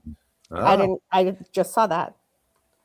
We'll get back to Scott Pianowski here in a little bit. Now a pick that's about to get rolled back, so I'm interested to see if they keep the other ones. It looks like they're going to. Garrett Cole goes round 14, pick 9 to CJ Kaltenbach, or the Siege as he is affectionately known. I'm not a big fan of drafting Tommy John returnee guys. I totally understand, like, Garrett Cole is an elite pitcher when healthy. But also in this format, in the Tout Wars format, you have a lot of IL spots, unlimited IL spots. So that makes him a lot more intriguing at that pick. And I just wanted to get your guys' thoughts. Is that something you would have done? Take an injured Garrett Cole or returning from injury Garrett Cole, knowing you can stash him on your IL? Maybe not this early. I drafted him in 14 last night. So okay. They moved his schedule up a little bit. Originally, I think they were looking at basically second half. Now they're saying he might be ready to roll early to mid-May. That gives you 4 months. So I'm willing to be a little braver with the time frame changing, Justin. Yeah, pitching is horrible. And I mean, I think this is a different format, in terms of like how many IL spots you get, right? Like in your standard league where you only get 3 IL spots, or an NFBC where you get no IL spots. I don't think I'm taking a guy like Cole. I'm not going to hold on to that spot, for 2 months. But in a league like this, and we'll see it like when my Tout Wars league drafts or has their auction in New York, like I'll be a lot more willing to take a shot on a stash like that because I've got those on unlimited IL spots. And the pitching just continues to fly off the board. That it does, with Joe Musgrove going as well. I've been seeing Musgrove kind of climb up boards. I'm a little suspicious to why. Like I don't really like. I know that Musgrove has been a fantastic pitcher when healthy, and I have been a big fan of his past. But again, this is another guy who we don't know what he's going to look like. It's been quite a while. He has not thrown more than 100 innings in a season since 2022. Did not pitch all of last year. What Joe Musgrove are we getting in 2026? I'm just really, really surprised by people taking as many shots where they are on Musgrove. Oh, he's on his 4th Tommy John? Yeah. Like, how many UCL can you have? Well, there's an interesting pick. Okay, who is it? Connor Griffin just went in the 14th to Ryan Boyer. I feel a little vindicated when their manager came out this week and said it seems like a long shot that he's going to be on the team, out of spring. Because when the reports came out that the Pirates were going to give him a shot to win an opening day roster spot, everybody kind of started to go a little bit crazy. I'm like, why would the Pirates start this guy's clock? Like, they are one of the cheapest teams in the history of professional sports, not just Major League Baseball. Yeah. And they can get an extra year of service time by holding this guy down. There's like literally no way they're starting him on the team, but everybody always wants to bet on that upside of a potential rookie. They have bright shiny bubbles. Yep. If he signs a contract in the next couple of weeks, then I'd be interested. But yeah. I mean, I think for me, I hear all of that, and he has work to do for sure. It's like, who is blocking him? And the answer right now is Nick Gonzalez. Yeah, nobody. So the Pirates are in a situation where they've got Paul Skeens, Bubba Chandler, Jared Jones coming back. They've got Nick Gonzalez at short. They did, admittedly, it's small money for any other team, but Ryan O'Hearn is their largest free agent signing ever. Yeah. So they've got some skin in the game. Well, but here's my thing too. So for a team who's historically cheap, we're likely heading to some sort of shortened season in 2027, right? Very short. Right? Like, and we may not even get a season in 2027. What we saw last time there was a shortened season was that they gave players a full year of service time, right? Now, are you really willing to sacrifice Connor Griffin's service, like another year of service time, knowing that, hey, 2027 may not happen? I just think it's a lot of risk. And Paul's making the point, another point, I see it. which is that he hasn't even played in AAA, and he had 21 games at AA. Like, I think he's a transcendent player. Like, I do. I really think he is going to be really, really good. I have no bad things to say about the player. It's about the team, and that money matters to them. If he was in San Diego, he'd be starting. Yeah. Oh, somewhere. Absolutely. Yeah, for sure. If he was on like probably 25 other teams, he would be. Yeah. You know what I found interesting is in my early drafts, Justin, he was going consistently ahead of Weatherholt. Yeah. And I just thought that was totally bizarre. Yeah, I think that's bonkers. I think Weatherholt should go ahead. Zach Steinhorn's been killing me, man. Just absolutely killing me. I don't know if you've been watching the stream at all, but I've been saying he is a stone cold killer. My only issue with Zach's team is he has a ton of pitching risk, right? Logan Gilbert dealt with elbow issues last year. Brandon Woodruff said yesterday that he is not as concerned about making or being ready to start the season as he is about being healthy. Mackenzie Gore going to a new team. Zach Gallen has been underwhelming at best over the course of the last few years. And then Joe Musgrove, that pitching may be a problem for him. Yeah. There's a lot of risk.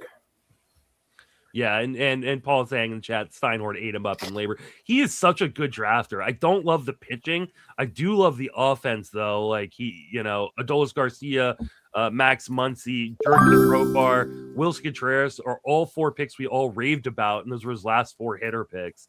And then, his start of Jose Ramirez, Jackson Churio, Randy Rosarena, Will Smith, Nico Horner, and Willie Adames to start off his draft with the offense, with Logan Gilbert mixed in there as a pitcher.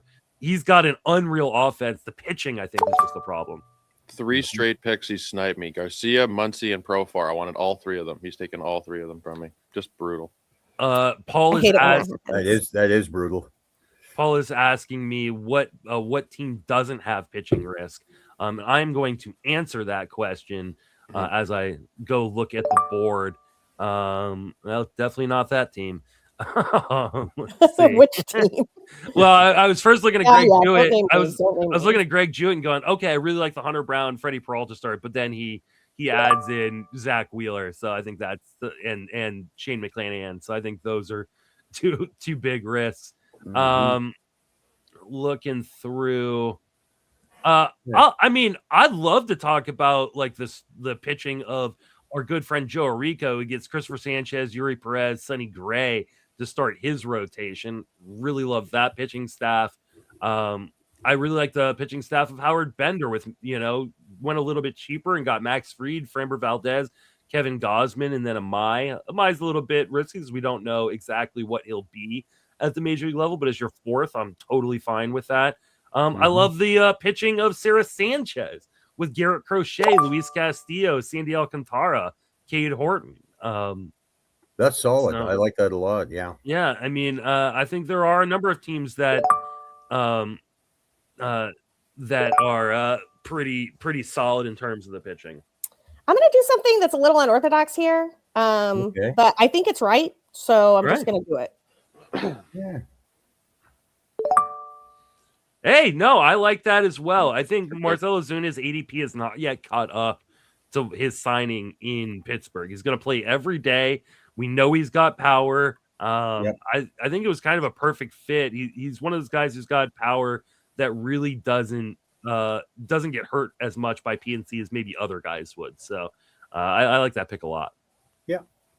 Yeah, I like the power and I like the on-base percentage. And I don't know that he's going to lose his job to anybody. So. Are you sad now that you're probably not going to get Ballesteros though? I am actually, because he's a huge target of mine, and I won't take 2 UT guys. But it's not. I mean, I've been playing this game long enough to know that sometimes you got like the head over the heart, man. Like I obviously like Moises Ballesteros as a human being and a baseball player way more than I like Marcell Ozuna. That's one of the nice things about being an Expos fan. You don't have that. You don't have certain challenges.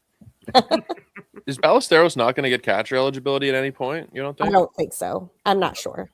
So the thing about that, we were talking about a little while ago, but the short version is that I think they'll let him catch the guys he's familiar with from AAA in games where there's blowouts.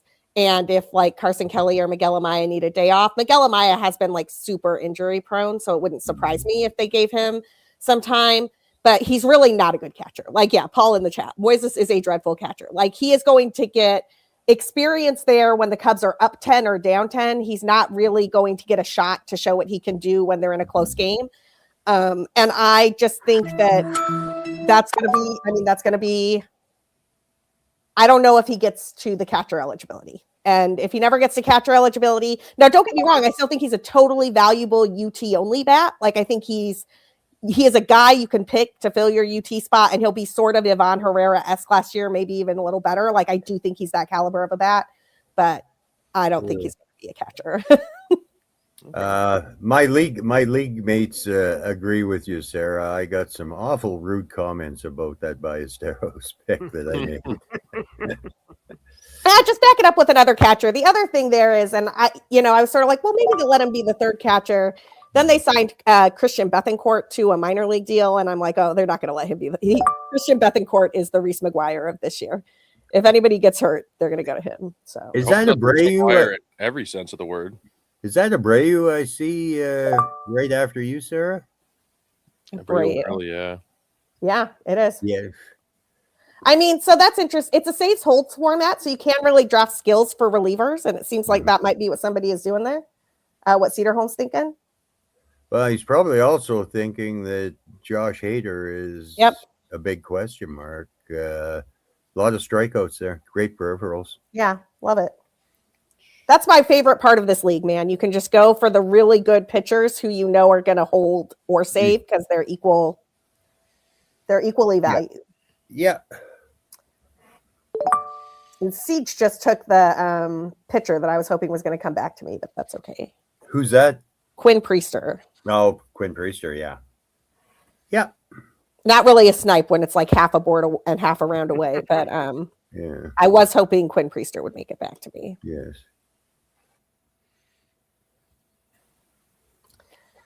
Yes, my buddy Paul, I don't think was too happy with me last. How do you snipe somebody in the 29th round? But definitely, Paul, we'll have a good conversation on the labor draft the next time we cross paths. Hopefully this fall in Arizona. You gonna be back out there this year, Tim? Yeah, I am. Yeah. Most definitely. If you've never been to First Pitch Arizona, we're all veterans of that at this point. Just such a great event. One of my favorite events of the year, right up there with the Tout Wars weekend. Yeah. Obviously the Tout Wars weekend isn't really as accessible for the average person, but First Pitch Arizona is, and it is just so much fun. Yeah, I've been 10 or 11 times. I'm not quite sure on that one, but the opportunity to spend time with good friends. Yeah. It's a cool weekend. Yep. And there's another rookie off the board, rookie shortstop. Kevin McGonigal. A very good one. Speaking of the Arizona Fall League. Yep. Yeah. I wonder what the right time is here to take Westberg with IL spots. Is there a right time? I mean, I don't think he's going to play this year personally. The whole year? You think he's a washout? I think he needs Tommy John. And I think if he was getting it right now, we could be like, okay, maybe there's a chance at the end of the season. But like doing the rest, the PRP rest and relaxation thing, I think is just going to end up meaning he misses the whole season. Well, and we're not even talking about the oblique. Yeah. Yeah, it's nothing for a player to miss 2 to 3 months with an oblique. I think he's avoiding the surgery, hoping the oblique heals and the elbow at the same time. Maybe gets a couple months in. Yeah. I mean, I think at best you're looking at mid to late June. But more likely, like I'm putting him down for 0 plate appearances. I'm completely taking him off my board. Well, what happens on the first time he really cuts loose at the plate? Yeah. It's just I rarely like the whole we're gonna rest and try to see if it heals itself. Like it's just rarely works. There are cases where it has, but like they're so few and far between. They're hard to remember. Like almost always, these guys need this surgery. And the trade-off is a full-time bat that could provide you stats for the full season. Yeah. Even though the IL slots are there, you're still passing up somebody that could provide value short term. So Britton Allen in the comments saying Trevor Rogers in the 11th round is a great value. Yeah, I said that at a time. Like I think the hate has gone a little bit too far to steal an old Matthew Berryism on Trevor Rogers. Paul Spohr is saying McGonigal only has a slightly better shot than Connor at breaking camp. The team. I agree with that, but I also think the Tigers are in it to win it for sure, right? Like they didn't trade Skubal. They want to win, and if they think McGonigal is going to give them their best shot at winning, I think he'll be up. I think he's going to be up early because I do think he gives them their best shot at winning. I think he could be up. I think he could be up before Griffin. Oh, I think he will be. I think for sure he will be. Well, maybe not for sure. I think he will. It seems like they're leaning towards. It seems like the Tigers are trending towards having him there on opening day. Yeah. I think they're going to give him an opportunity. The question is, where does he play defensively? Can he handle shortstop? I think that is, and that's always the hard question with prospects, right? Can these guys handle the defensive position? We often see these guys and we're like, oh, they're ready offensively. Like, let's get them on our fantasy teams. But like, there's more to it than that from a team perspective. So, I think he'll be shortstop. Can he handle it? I don't know. Paul might know better than me. Hey, we might see Max Clark this year at some point as well. I think we should see Max Clark at some point this year too. Well, you finally didn't snipe me for one pick. Well, I like that pick a lot, though. Griffin Jax is that's an excellent reliever pick in this format. Yeah, especially in this format where like you may be a little bit afraid in a regular saves league about Griffin Jax holding on to the closer role. It doesn't matter here. Like if he's not getting saves, he'll be getting holds. So yeah, I like that pick a lot. Once again, who'd you pick, Joe, that you didn't get sniped on? Sorry, who'd you pick that you didn't get sniped on this time around? I took Noah Cameron.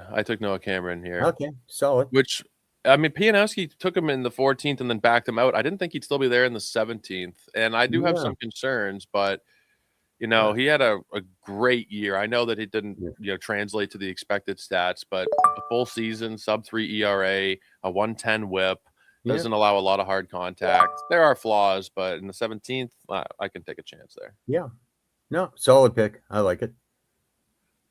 What do you think about your surf team, by the way, Tim? Are you happy?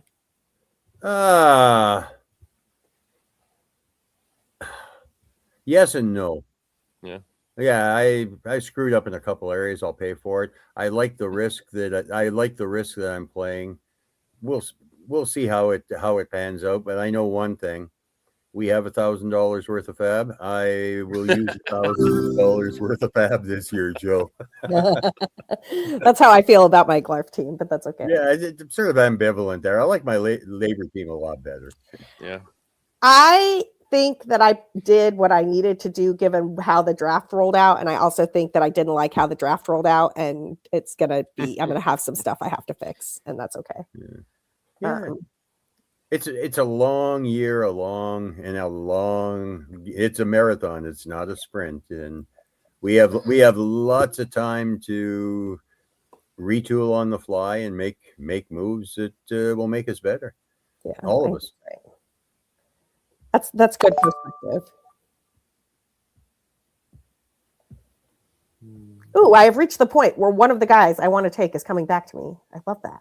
That's a good feeling, isn't it? I love that. I'm like, I had it down to 3. I had them in order, and like we're here now. So yeah, what you hate is when there's 3 picks before you and all 3 at the top of your queue disappear. That's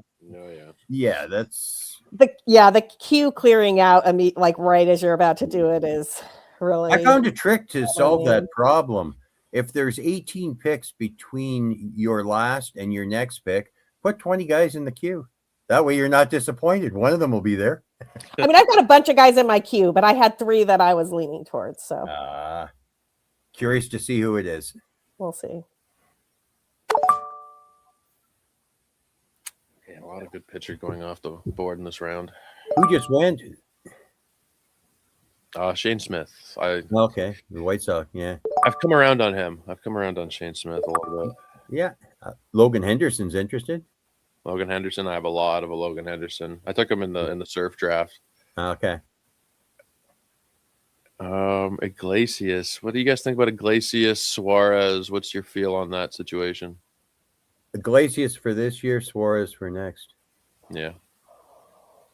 I think Suarez will get some saves and he'll get a pile of holds, but I think Atlanta wants Iglesias to be the guy. I think they're going to give Iglesias the first shot, but I think it'll be a short leash. And what we did see last year was Iglesias lose that job for a quick minute. And if that happens, then Suarez could just take it and run with it. Casey Mize is interesting this late. Yeah. Undervalued guy. Yep. I like the Casey Mize pick. Love the Andrew Vaughn pick. I know I mentioned him earlier as a guy like I'm willing to miss out on some of the early first basemen because Andrew Vaughn is going late. So I do love that pick by Scott Pianowski. Who's that? Andrew Vaughn. Oh, Andrew Vaughn, yeah. Oh, and here's one. Joe, I don't know if you had him in your queue, but Jackson Holiday, who's being pushed down because of the ham-8 bone issue. But again, in Tout Wars, you've got the unlimited IL, so you can just throw him on your IL. Oh, he's ready to go as soon as he's back. 18th round seems like a really nice value on Jackson Holiday. Yeah, he wasn't on my board. I already had the second baseman, but at that range, if I hadn't taken Polanco, I mean, you got to at least think about it, right? I mean, he's probably going to miss at least a few weeks, but even if you get 125, 130 games as a leadoff hitter or hitting probably at the top of that order, close to it, I think it's a worthwhile gamble to take. I mean, if it's a non-IL league, I think he doesn't even usually last to the 18th round. He's usually going a little bit before that. With the IL, I think it's. This is why I'm surprised in this format with the extra IL spots, like he lasted as long as he did. Yeah. We're really good. You take a look at Lindor and Carroll, and their drop is fairly marginal. Now, granted, the history is much stronger than Holiday, but Holiday is just fallen off a cliff, and I think there's some value there.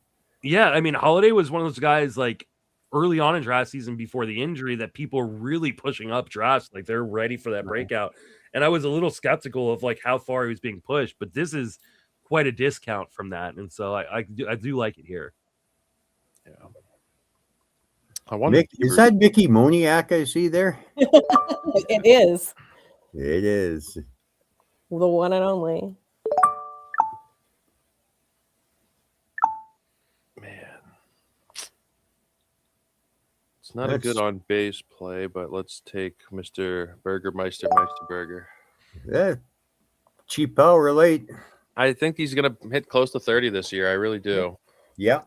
He might have a 298 on base percentage, but yeah. Such a shame that he dealt with so many injuries early in his career. Like I think he had like 100 at bats in after 5 years in the minors, something like that. It was just brutal. Injury after injury.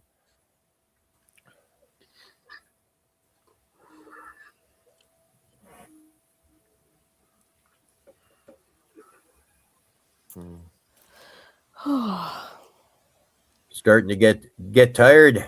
I mean, we're hitting that point in the draft where it's like, oh, I got to take that guy, I guess. Yeah.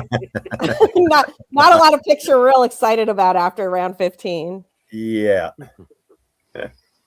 I like that Ryan Nelson pick. I love the fact that he's working on changing the shape of his breaking stuff this offseason. He really was good last year. It's a great park with a fantastic defense behind him.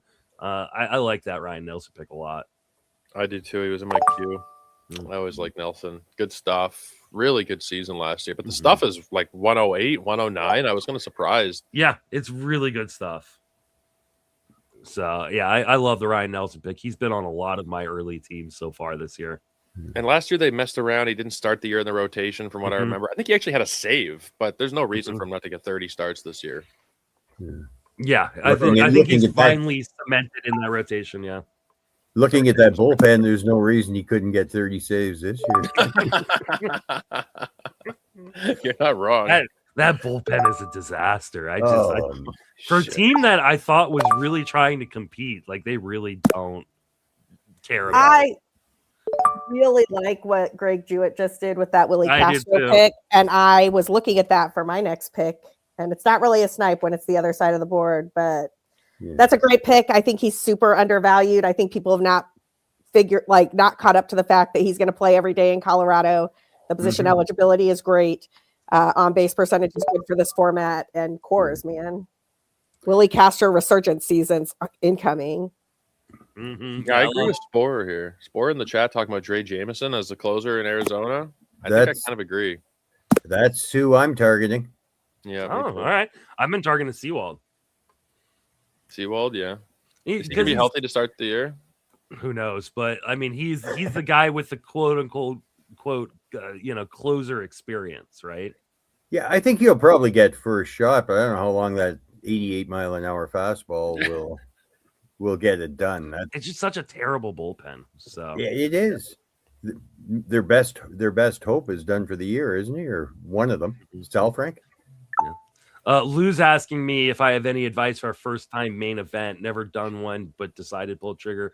Be super, super prepared. Really, especially if you're going to Vegas, there's going to be a lot of the ADP that's already run from online leagues and the New York leagues and things like that. So make sure you're really attuned to that, but also just go get your guys. And you hear this said about all leagues, but really in the main event, people throw ADP out the window and just find where your values are, go for them.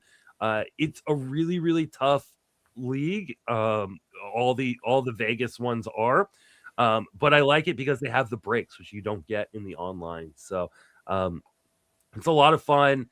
But yeah, be really prepared, as prepared as you can be heading in, have a plan and be ready to adjust that plan really quickly. So I think, it's a fantasy league, man. Like you don't have to overthink it too much, but you do need to be prepared for it because this is a really, really tough rooms. There's an interesting late pitching pick. If the velocity holds at 97 on the fastball, he's only got 2 pitches, but Senga's got some potential if you can get enough innings out of him. That's the problem. I think Senga here makes a lot of sense because of like that IL depth that you get here in Tower. Same with Grayson Rodriguez, right? Like we don't know what Grayson Rodriguez is. Supposedly they fixed the issue that's been leading to all these problems. But in an unlimited IL situation, yeah, I'll take the gamble and hope it works out. I knew the Angels would be the team that would figure him out. I just can't believe the Orioles traded him. Like, I understand, like, Taylor Ward's a really good player, and he's going to offer a lot of thump in that. But they have so many outfielders. They need pitching, and they trade away a guy who, when he was healthy, was like emerging as like a top 25 starting pitcher for a position of not need. I just don't understand it. Just to put Tyler O'Neill on the bench too, like you just paid. Cut him. I mean, Taylor Ward's probably better than O'Neill, and he's more durable. Agreed. But if O'Neill plays 160 games and Ward plays 160 games in a theoretical world, I think O'Neill's probably the better player, or at least it's relatively close. Like, it's just a health bet with him. They're going to be paying him $16 million a year to be a short side platoon player. I mean, he might. I think he takes 2 years. They've got him for 2 more years. I feel like I don't know. I don't know if Basayo sticks this year. I think Basayo might end up going back down, and O'Neill takes the DH spot. Just the way they've slow played the prospects over the last couple of years. Basayo struggling last year pretty mightily. They have Rutschman. I have a feeling that Basayo won't last this year. There's a pitcher that I'm bullish on, but Joe knows that. Am I on an island there? Am I on an island with Basayo? Cody Fonts. Gotta love Cody Fonts. You're not. I like Basayo a lot. You're not on an island for me. That's strong. Wow. Where is the sound button? I don't know if you guys can hear that music when it plays. Every time. Okay, I got to figure out how to turn the sound off on this thing because it is killing me. Maybe it's down here or something. Let's see. Nope. Yeah, anytime somebody gets under 10 seconds or 5 seconds, we hear the music, right? All right. Let me see if I can turn the music off. General. Draft room volume. There we go. Okay, there we go. That fixes it. I apologize for that for anybody who was listening. Okay. Yeah, I can't stand the sounds either. I like Jeopardy, but I don't need the interlude music. Yeah. That last one really killed me. So I apologize. It just makes me anxious, and then I have to pick it. I'm like, it's not even my pick, and I'm anxious for somebody else. Yeah. Is that a Twins outfielder I see, Sarah? It is. It is Matt Wallner. I like that Wallner pick. It's a lot of home runs. He hits in the middle of a bad lineup, but gets on base, and I needed an outfielder, so that'll work late. I'm in get your guys a clock. I'm not paying attention to ADP at this moment. I mean, I am a little bit, but not like. No, I'm in the same boat. Get you guys. Yeah. Well, it's at the stage. What round are we in? 20-something? 20 now, yeah. Yeah, okay, yeah. Yeah. It's time to add the players that you like. I like that Zebby Matthews pick by Matt Cederholm right there. Matthews kind of cemented in the rotation now that Pablo Lopez is gone. Really, really great stuff. And I think better command and control than people kind of give him credit for. So I like Zebby, as long as he's healthy, to take a massive step forward this year. So I'm not a Tovar guy, but in the 20th round, that's a good one. I agree. That's recency bias at its best. Mm-hmm. What, is he even 23 yet? I think he might be 24. I'll double check real quick. I mean, his on-base percentage is going to be horrible, but he could be 25 and 25. Yeah, he's 24 years old. Okay. And he's definitely going to have a sub 300 OBP, and he has every year of his career so far. But when healthy, he could be 25-10 type of player. So there's a Keith Colt situation. There we go, baby. We love Keith Colt, triple eligible. We love to see it. Going to be leading off on the strong side of platoon in Detroit. Still has great underlying skills.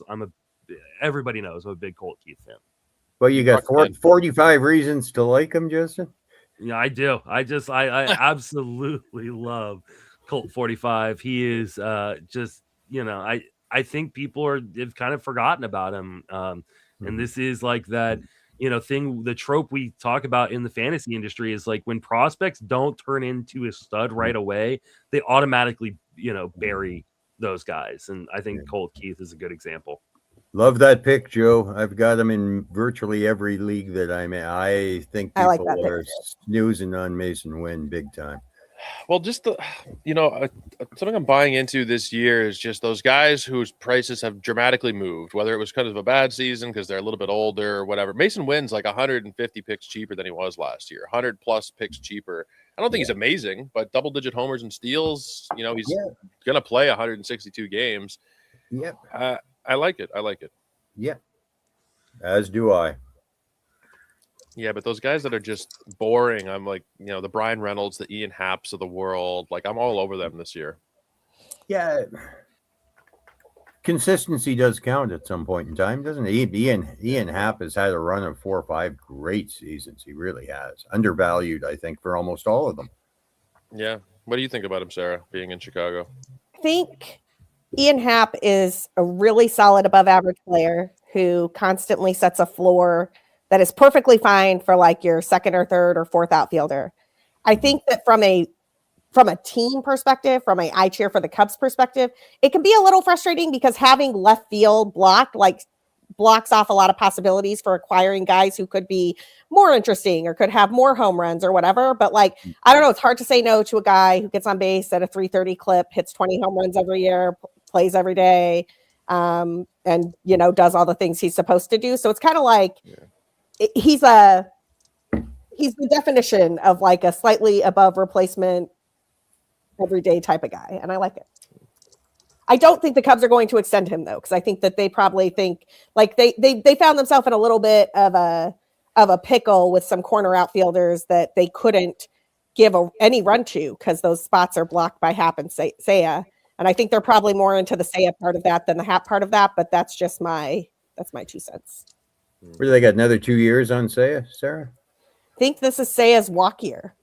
Oh, okay. I think Seiya and Happ are both free agents at the end of this year unless they extend them. I could be wrong. Let me double check that. This is Seiya's fourth year for Seiya in the league? This is his 4th year, yeah. 4th year. The Cubs did a very interesting, look at all these contracts that just happened to end in 2027. Maybe they knew something. Well, it's timed for the CBA. I mean, it's very obvious. Yeah, this is Seiya. Seiya is a free agent in 2027. So is Happ. So is Nico Horner. Right. Wow. Yeah, there's a lot of talk about Horner being moved in the offseason that never came to fruition, eh? I don't think Horner's going to get moved. I think Horner's going to get extended. I think Matt Shaw might get moved. Oh, really? I can see that. Yeah. But Horner is like a 4 to 5 win player every year. I don't know why they would want to trade him. The weird thing about Nico Horner, and at the risk of crediting Jed Hoyer's philosophy on life, which I hate, he doesn't have expensive skills. He plays excellent defense. He hits approximately 300 and he runs, but he doesn't hit for a ton of power. So that shouldn't cost you. It shouldn't cost you the same as what a big power hitting second baseman would cost you. And I just feel like the Cubs think that is intelligent spending. That is their term, not mine. But that is it's like, hey, we got a good glove. He's run suppression for our pitching staff and good guy. And I think the rumors or Nico Horner moving are much overstated. I think that's other teams wishing Nico Horner was available. Zach is going to take my guy here. I can already feel it. I mean, I'm not even getting my hopes up on my guy because I'm sure he's going to go. So I'm just waiting. Do not take him. Don't. Do it.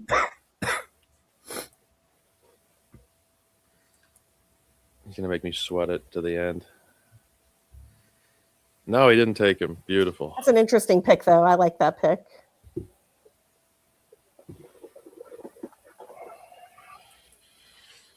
Yeah, I like Gorman. Who'd you take there, Joe? Braxton Ashcraft. Pirates, youngster. Yeah. Nice pick. Thank you, Tim. It's all about just will they let him pitch 150 innings or so. I just hate the way that they have handled their prospects, especially, with what happened with Bubba last year, just front and center. Yeah. I don't think they're going to do that with Ashcraft necessarily because he got up last year. He made I forget how many starts he made, 8 or 10 starts. But yeah, I don't trust them organizationally to do the right thing most of the time. Well, yeah, when you mentioned Bubba, a lot of I think what happened last year was his own doing because all of a sudden he forgot how to pitch, right, for an extended period. So I think that also didn't help in that process, Joe. Yeah, that's fair. The walks went crazy. I think he was just pissed that he was still in the minors. I think that there was could be, yeah. You know what? You don't want to promote me? Fine. I'm going to walk 6 guys. Yeah. Who knows? Maybe it wasn't like that because it does sound stupid when you say it out loud, but it just seemed like there was some frustration in the way that he was handled. That probably. Well, I think all Pirates pitchers have a stopwatch, okay, into that last arbitration, okay, and they're counting it down, right? Yeah, that's very true. We're seeing this is the round as kind of the big gamble round, right? Like we got Ryan Weathers here to start the round, Andrew Painter, Nolan Gorman, Jordan Westberg finally goes to the Siege, Jonah Tong, Roki Sasaki, just a lot of people going, hey, it's the end of the draft. A lot of these guys are going to end up getting dropped from my roster anyways. Let's take a gamble here. Yep. Roki Sasaki is who I was looking at, and so now I got to pivot. I don't know what his role is. Is he a starter? Is he a hybrid? I think he's a starter. I think they're going to give him every opportunity to start. I think they need to know whether he can do it or not. Well, I'm avoiding Roki myself, and the Japanese player that's my gig. He hasn't proven he can stay healthy. There's something wrong with the arm, and I think they're trying to work around the inevitable. They've got him penciled in as a 6th starter, but the last time he broke 100 innings, I think, was 22. His high watermark's 122 innings. It's all about health. The skills, there's no doubting them, but I just don't know if he can stay on the field and avoid what I think the inevitable is, and that's surgery at some point. I wish his fastball was better too. Yeah, it was. Early in his career, he was consistently breaking 101, 102 miles an hour. Yeah, his fastball. But then again, injuries. Yeah, he was 96 last year on the fastball, and the stuff rating on it was 79. Ooh, holy shit. Yep. He was good in the playoffs. I mean, when they used him down the stretch there, he was definitely better. But if it was any team other than the Dodgers, he would be their closer this year. If they hadn't signed Diaz, people would be drafting him as the closer, I think. Yeah, exactly. And I think he could have handled the job, Joe. Yeah. The Dodgers, though, well, the Dodgers are the Dodgers, right? The Dodgers will write that check. Yep.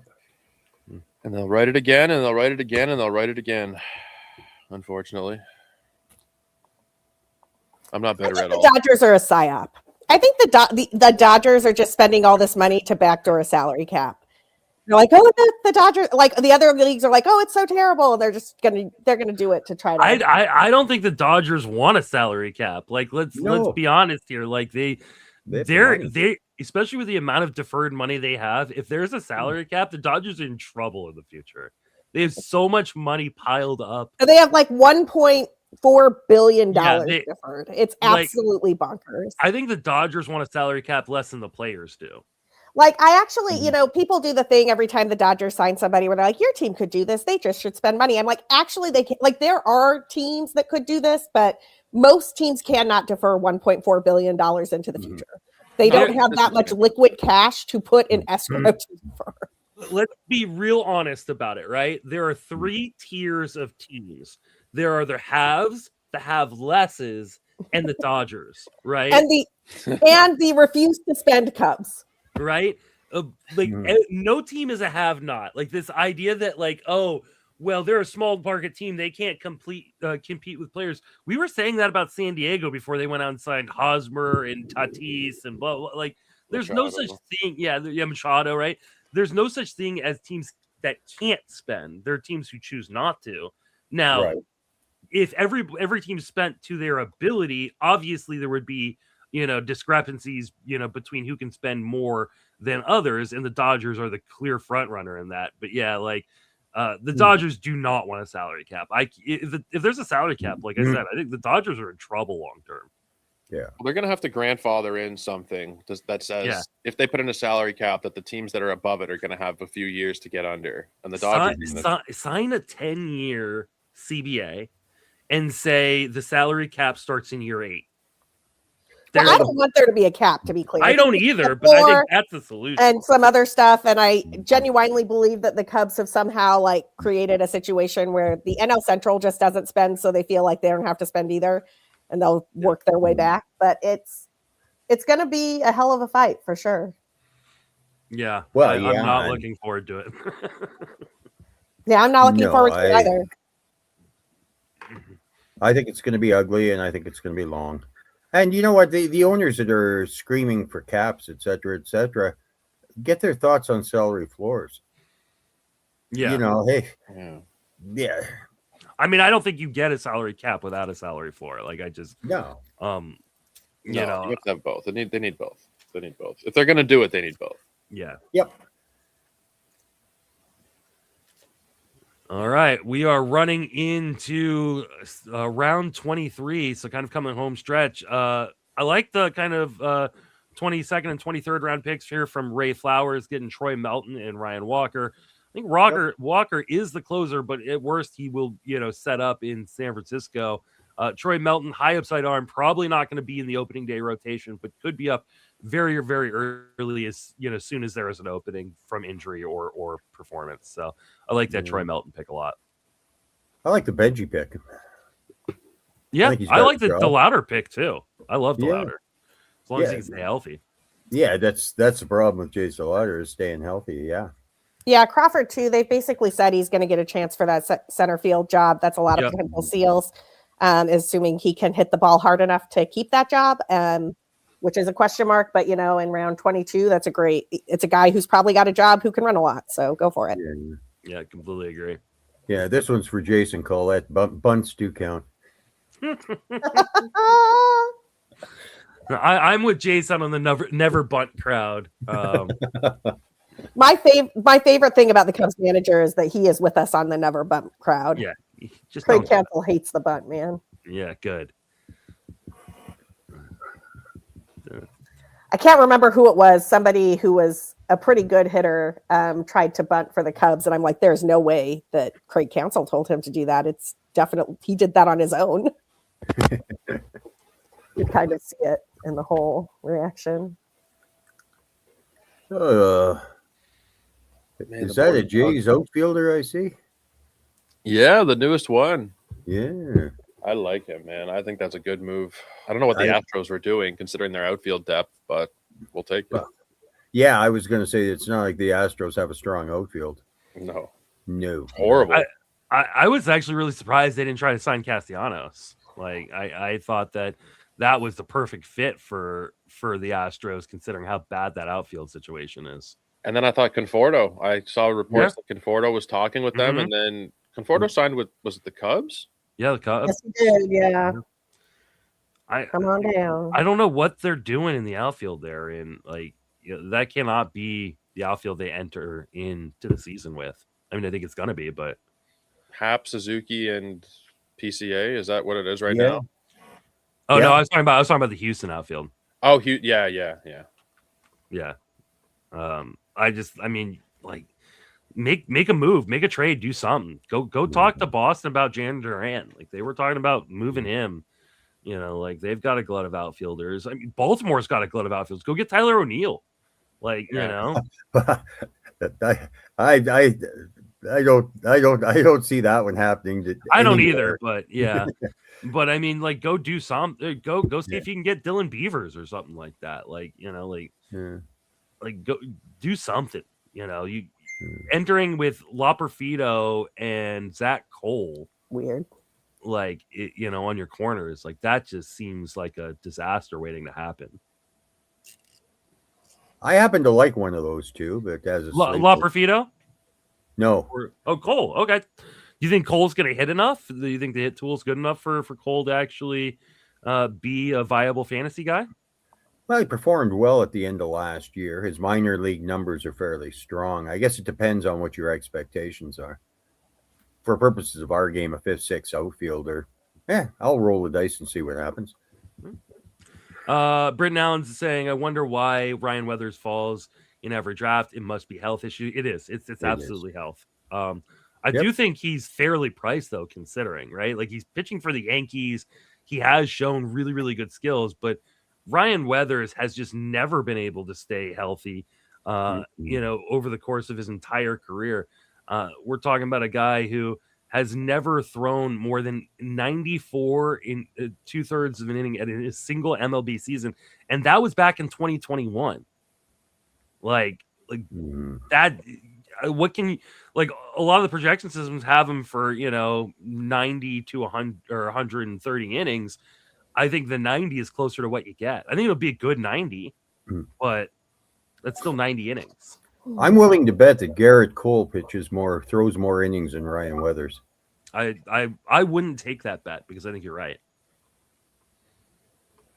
So I honestly haven't dug into Cole so much. What's the timeline looking like for him? Like mid-season, like a couple months into the season? Early May, they're talking. Early May, really? Okay. Early to mid-May. I think in a league like this, it makes sense, right? Because you have those unlimited IL spots, but they say early May now, and then we could get to early May, and they'll be like, we're just going to slow roll him, The thing with Cole, too, is the last time he was pitching, I don't think that he was at his peak anymore. The strikeouts are into the mid-20s. They're not in the mid-30s anymore. I don't know that you're going to get a peak type of Garrett Cole season. His stuff is still good, but it's not like he is not in his prime anymore. You might how much of that drop off was the injury? I think I don't know, because even in 2023, which I think was his Cy Young season, he had a 27% strikeout rate, which for most pitchers is phenomenal, but he had been 39, 32, 33, 35, 32, and then down to 27, then down to 25 with the injury at age 36. I have a hard time getting excited about it. Where he's going, I think if you can get a 3.75 to 4 ERA and a strikeout per inning, I think that's reasonable based on the cost. But if you're thinking you're going to get Garrett Cole of 2-3 years ago, no, I just don't see that. I agree with you on that premise. I think it relates to cost, Joe. Yeah, I'm still kind of going through the eval with him, but I guess it all really does come down to price. I don't have faith in guys at that age, generally speaking, but coming off of a major surgery.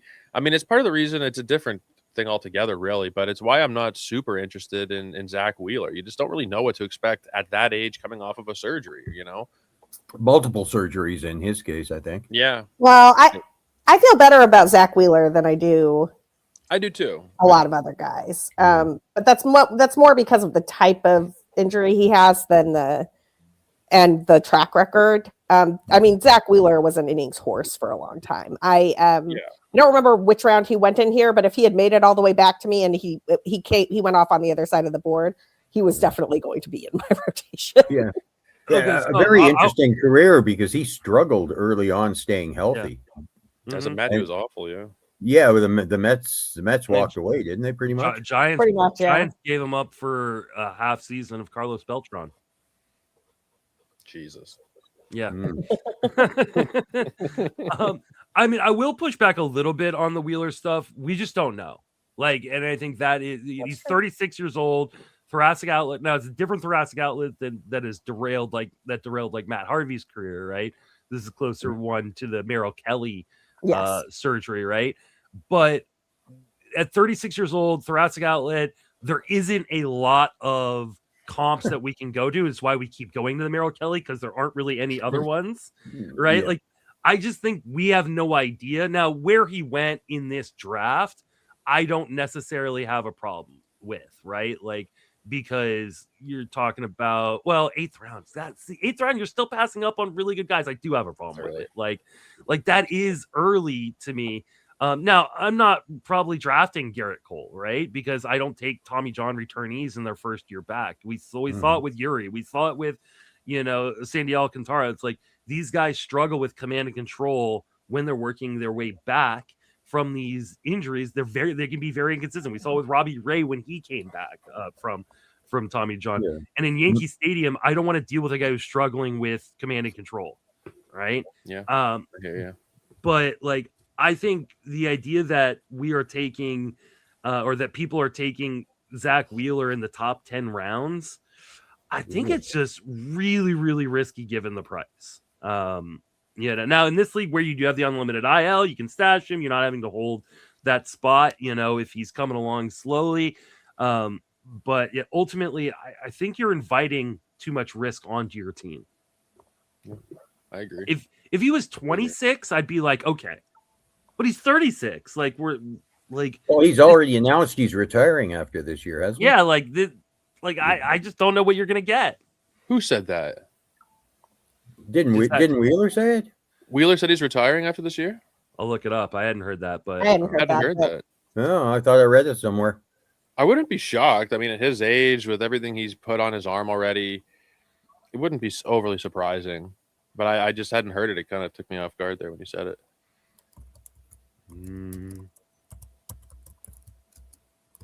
Well, if I get a chance, I'm going to do something weird. It's going to be fun. Fun is a good thing at this stage, Sarah. I don't see anything about him. Sorry, after the 2027 season. 2027 Okay. Okay, sorry, yeah. Well, but that if we don't have, there is a 2027 if we don't have a 2027 season, then we're back to where we started on the CBA. Yeah. Yeah, I knew I read something somewhere, right?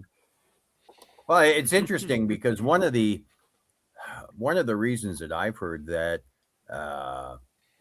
players were interested in Asia of coming over this year was the threat of a lockout situation in 2027. So I think we saw an increase in players coming back from Asia trying to get into deals prior to the potential for that lockout. Mm-hmm. Makes sense, right? Makes sense. Yeah. It's one of the reasons why I was surprised a guy like, Shota Imanaga took the qualifying offer as opposed to locking in a long-term deal right now. So I thought about that, but with Shota, there's two caveats that make it kind of interesting and it makes sense. One, he doesn't want to start over with a brand new team. Like, this team knows him. He trusts the pitching staff. If he's got an issue he wants to fix, he wants to do it with Tommy Hotovy and the Cubs. And two, if Shota doesn't have a great season and doesn't like his long-term options, he can go back to Japan and just be a stud in Japan, right? Yes, I feel like that's sort of what Shota's calculation is, but I hear you on the qualifying offer. And whatnot. Yeah, there were a lot of guys who took the qualifying offer. I'm like, why wouldn't you just lock in, especially with the potential of a lockout next year or in our cap in the future? Like, I want to get paid now. So I was definitely surprised that some of these guys did take that qualifying offer. This is an exciting round, and you don't usually get to say that in round 25, but I love Chad Patrick, who's taken by Ryan Boyer at the second spot in this 25th round.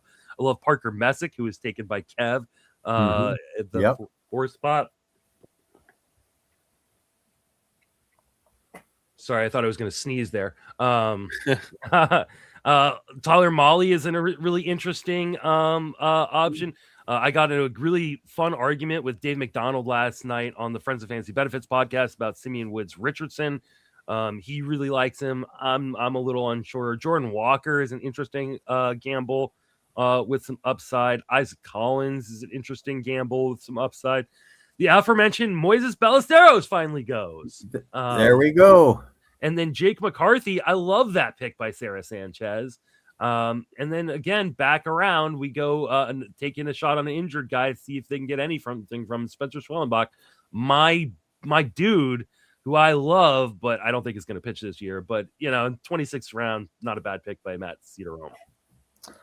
Paul's asking why about Simeon Woods Richardson. I got to talk to Dave about this at length at Glarf. And Dave just really loves the strikeout rate and thinks that he unlocked another level at the end of last year and that he's going to be used accordingly. I don't agree, but I understand Dave's enthusiasm for it and where he got it. I can understand it too. He has terrible stuff. Like it's just like like his fastball has got an 83 stuff plus, league average being 100. 4 of his 5 pitches are below 100, and the only one being above is that changeup. And it's not like he throws the changeup much at all. He only threw it 4% of the time last year. I don't think he's a very good pitcher. I know he had a really good second half, but yeah, Paul, right here you go.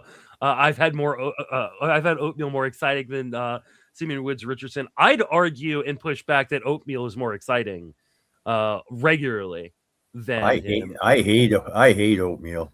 I love oatmeal. I think like anything that looks like it's been eaten before I get to it. I'm out. Well, as a Canadian with poutine, I can't believe you'd make that argument. I don't like poutine. Oh, okay, there we go. Poutine's good, but it's a little overrated.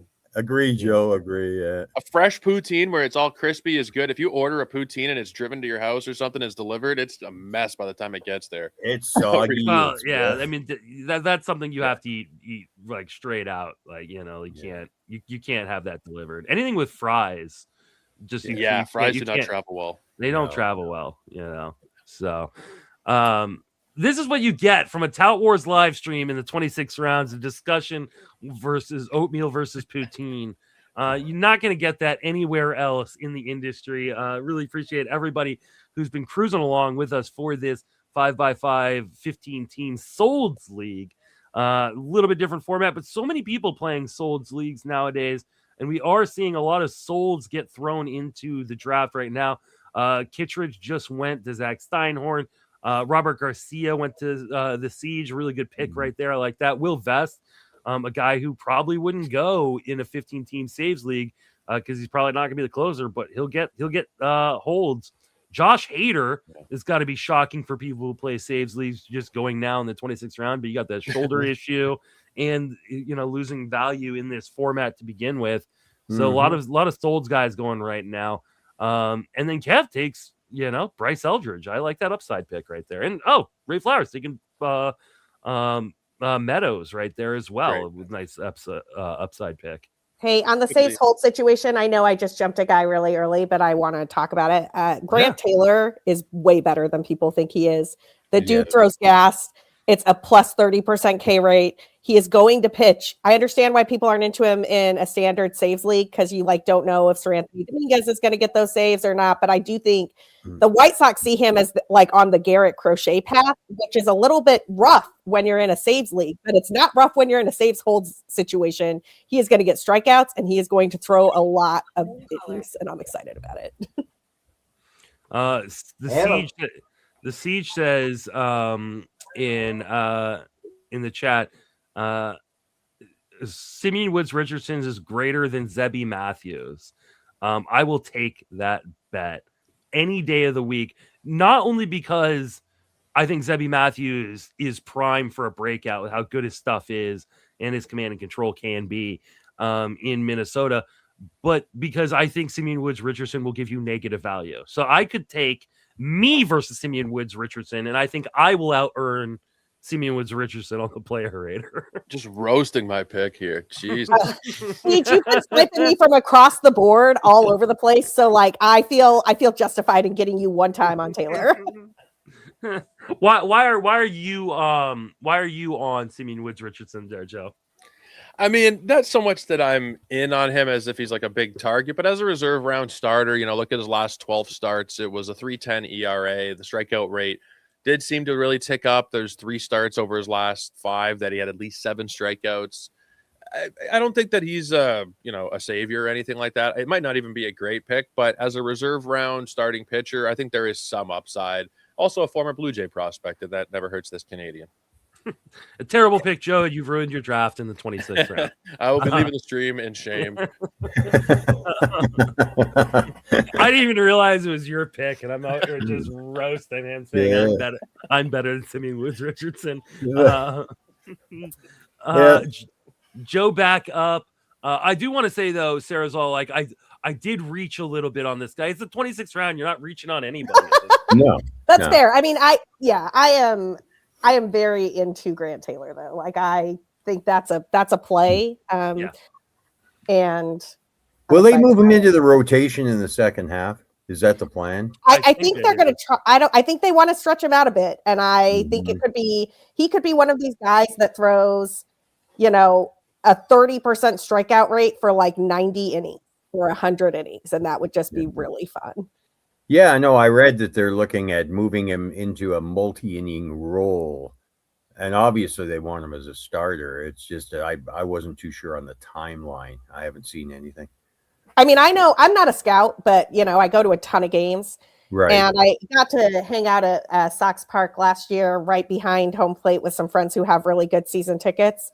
Nice. And it sounds different when he pitches. It looks different when he pitches. Like it's just it's a category difference on the other guys, and I want in on it. Yeah, that's what I found about Arizona. You're sitting in the stands, you're talking to friends, you're having a good time, and all of a sudden you hear a ball hit the catcher's mitt, and everybody stops and takes a look. You can tell by the sound as to what's happening. You really can. What's your distribution of like hitters to pitchers right now, Sarah? I'm at 15 hitters, 12 pitchers. That's a good question. I haven't really been paying that close of attention to it. I've got 12 pitchers. 12 pitchers. And 16 hitters. Okay, yeah, we're on the same. Love that Nick Martinez pick right there by Sarah. Just, a really, really solid guy. And I think the team that can really elevate Nick Martinez is a team like the Rays who know how to use him really well. Well, he gets to go back to that dome situation, too. He doesn't have to worry about pitching at Steinbrenner Park. And Nick Martinez was good last year, man. I got to watch him pitching for the Reds. Like, I was like, he's fine. There's not a lot of interesting starters right now, so I'll take that. Can I also just say, I think Edward Julian was just, I understand he's an injury risk and it's Colorado and the Rockies are not interesting, but like he is the strong side platoon guy for a Rockies team that does not have any other options there. And the on-base skills have always been good. Yeah, so if he's healthy, I don't hate that either. I think in this format, it makes a lot of sense, right? Because he's been a double-digit walk rate each of his, or in every year of his career. So like the on-base percentage isn't going to be nearly as bad as the batting average could be. I mean, for reference, people, we saw him in Arizona Fall League in the home run derby, and we were sure he was going to take a walk. Like the dude loves to walk in every situation. Yeah, like home run derby. Nah, I'm not going to hit a bomb. I'm going to take a ball here. Add the OBP a little bit. Yeah, exactly. So, like I don't. Like, I'm not jumping for joy or anything over a guy like Edward Julian, but especially because he's probably hitting 8th on a Rockies team and a strong side platoon. Sure. But like, this is an opportunity, and it's for me, especially towards the end of a draft, one of the things I'm looking for are guys I can make a quick decision on, right? And you're going to know pretty quickly whether or not or how much Edward Julian's playing, if he's going to have value, and if he's not, doing well. He's a really easy cut. Yeah, I'd rather draft him than a guy that I, am going to be kind of like, ooh, Bryce Eldridge is a good example. I like Bryce Eldridge. I think he's a gamble, but like, if he's in the majors and sucking, like, are you going to have a hard time dropping him? Like, I think that, like a guy like Julian makes a lot of sense as an easy cut if he doesn't pan out, or some upside if he does. Yeah, that's a good point. Yeah, definitely in the easy cut category. I'm not like wedded to it or anything. I just like it a lot in round 27 or 28 or whatever I took it in. Hey, if you like it in round 27, 28, then you're going to be happy, right? Because there's not a lot to like in round 27 or 28. Nope. A guy I do like in round 27 is Jake Mangum. It's an interesting pick by Jeff Pontes. Brady House is an interesting guy who, like, hey, there's power in that bat. I think they're going to give him all the runway in Washington.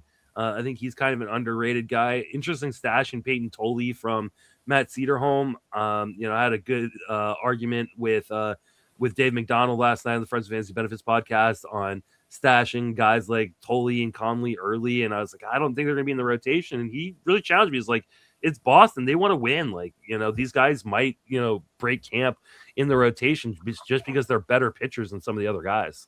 Bellows stinks. And Oviedo's not great. Yeah. It should be totally in early by May at the latest. It should be. Whether it will be or not, I don't know, but it should be.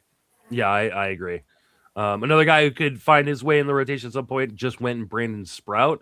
Brandon Sprout. I like that pick too as a stash. You got to be careful though. You don't want too many stashes because just because you have unlimited IL spots doesn't mean you have unlimited minor league spots or no minor league spots in this league. So you got to keep those guys on your bench. I will say Brandon Sprout is somebody I'm super interested in as well, particularly because I just think the Brewers do such a good job with young pitching. And he was already an interesting arm with the Mets. And I'm like, oh, now he gets to go to the Milwaukee voodoo machine. It's like the Brewers and Mariners, man. They're just cranking out starters. And I mean, the Brewers have a lot of question marks within that rotation. You know, we were just talking about Brandon Woodruff. Like, is he actually going to be ready for opening day? Like, is Henderson going to be on this roster? What are we going to get from Jacob Mizorowski? I think there's going to be opportunities for a guy like Sprout to come up and actually be really competitive in that rotation early on. If he takes a job from Logan Henderson, I will riot. But to talk about Bello in the chat, like I don't think he's good at all. I disagree. I'm on the siege train here. I like Bello a lot. He is. I'm never gonna get over that. His changeup is so good. Like I just think it's gonna come together for him. I don't know. I'm a Bello believer. He's a guy I'm really wanting to watch in spring. And the first outing was, don't worry about the earned runs, as much as I love to see the 2 strikeouts in an inning, a third. Walks and strikeouts, something I'm really paying attention with Bello. I will, like Paul said, they paid or they signed Bello though, but it's not a contract one that I think Boston will worry about having to play a guy, right? Boston has shown us over and over and over again that they will pay guys money and then not play him if they don't believe that player is the best. And it's only like $9 million a year, from a starter, right? Like that's not going to hurt them if they don't have Bello in the rotation. I think Bello will be in the rotation to start the season. I think it'll be a short leash with those guys in the minor leagues though. He had a 17% strikeout rate last year. 17. Like it's fine margins for him. Like I think he's got to either unlock another pitch or there has to be a drastic change. Like I know on the surface, like 3.35 ERA, whatever, but the whip is high, the strikeouts are low, the command is iffy. There's guys waiting in the wings. Like to your point too, like they paid Christian Campbell and immediately sent him down. So yeah, they'll. I mean, how much money did they waste on Ronzi Contreras? Like oh, Jesus, right? Like this is not they don't 72 care about million. Yeah, like this is not a team that I believe cares about dead money, right? Like this isn't the Pirates. Like if this was, this isn't even like a team like the Reds or something like that. They're not going to just play a guy because they paid him. I don't know. I've never been a Bello guy. So the Siege says he's got a new curveball and he believes that's going to change it. I don't think I saw him throw a curve in. Oh no, he did throw a curve in his first spring training. So I'm gonna have to go back and watch that and see what it looks like. Yeah, as I don't care about his ERA. But as a 6-7 starter. Yeah. This late. Yeah, I think it could work. Yeah, I mean, we're now in the doldrums. We're in the last round of the draft. Kyle Leahy is a really good pick. Of course, Mr. Reliever Recon himself and Closer Monkey himself, Greg Jewett getting a great pick there in Kyle Leahy. A stash here with Corbin Burns, another guy coming off of Tommy John. Again, there's unlimited IL spots coming to play with Joe Rico taking Tommy Edman, which is a fantastic pick right there, knowing he's got unlimited IL and can replace him immediately off the wire. So really, really like that. Miguel Amaya getting a second catcher right there. Colt Emerson, there's another, prospect stash from Jeff Pontus of Baseball America. Coming down to the last 7 picks, and then we will wrap up this live stream and move on into, preparing for the next draft, which is going to be next week. Tout Wars has the Tout Wars mixed draft, which is a 15-team regular roto league with on-base percentage instead of the average, but the saves instead of the solds. That is going to be 8 p.m. Eastern next Tuesday. I will be doing a live stream for that as well. So definitely come on through, and I'm sure I'll have a whole bunch of other guests joining me. Really want to thank all three of you coming through and helping me out. Tim, Sarah, and Joe. And then also shout out to Kev, who was here earlier on.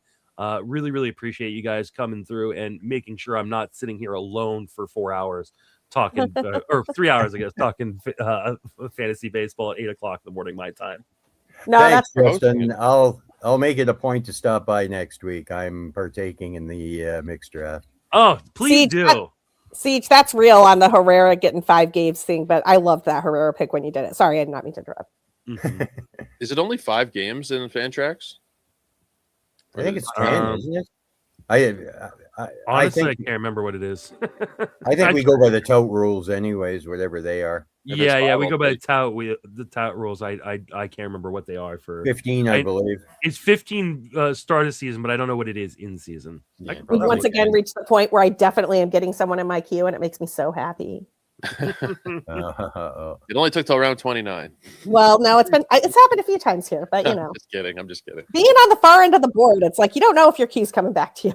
No, it's no fun. I don't like the end. I like the first couple rounds at the end. You know, the first round, you get 2 first rounders or whatever. Once it starts to get deep in the draft, on either end, really, I hate waiting 30 picks or 28 picks to come back around. It is 5 games in season. 5? Oh, really? Okay. Yeah, okay. that works. So, Luis Renifo, there you go. Yeah. And we are now done with the draft. The Pavin Smith being the last pick of the draft. I want to thank everybody so much, especially all of you who have been watching. This has been a lot of fun. Thank you, Joe, Sarah, Tim, and then Kev as well for joining me on the live stream. We will see you all next week for the Tout Wars 15-team draft league. That will be at 8 p.m. Eastern next Tuesday. Until then, have a fantastic baseball season, everybody.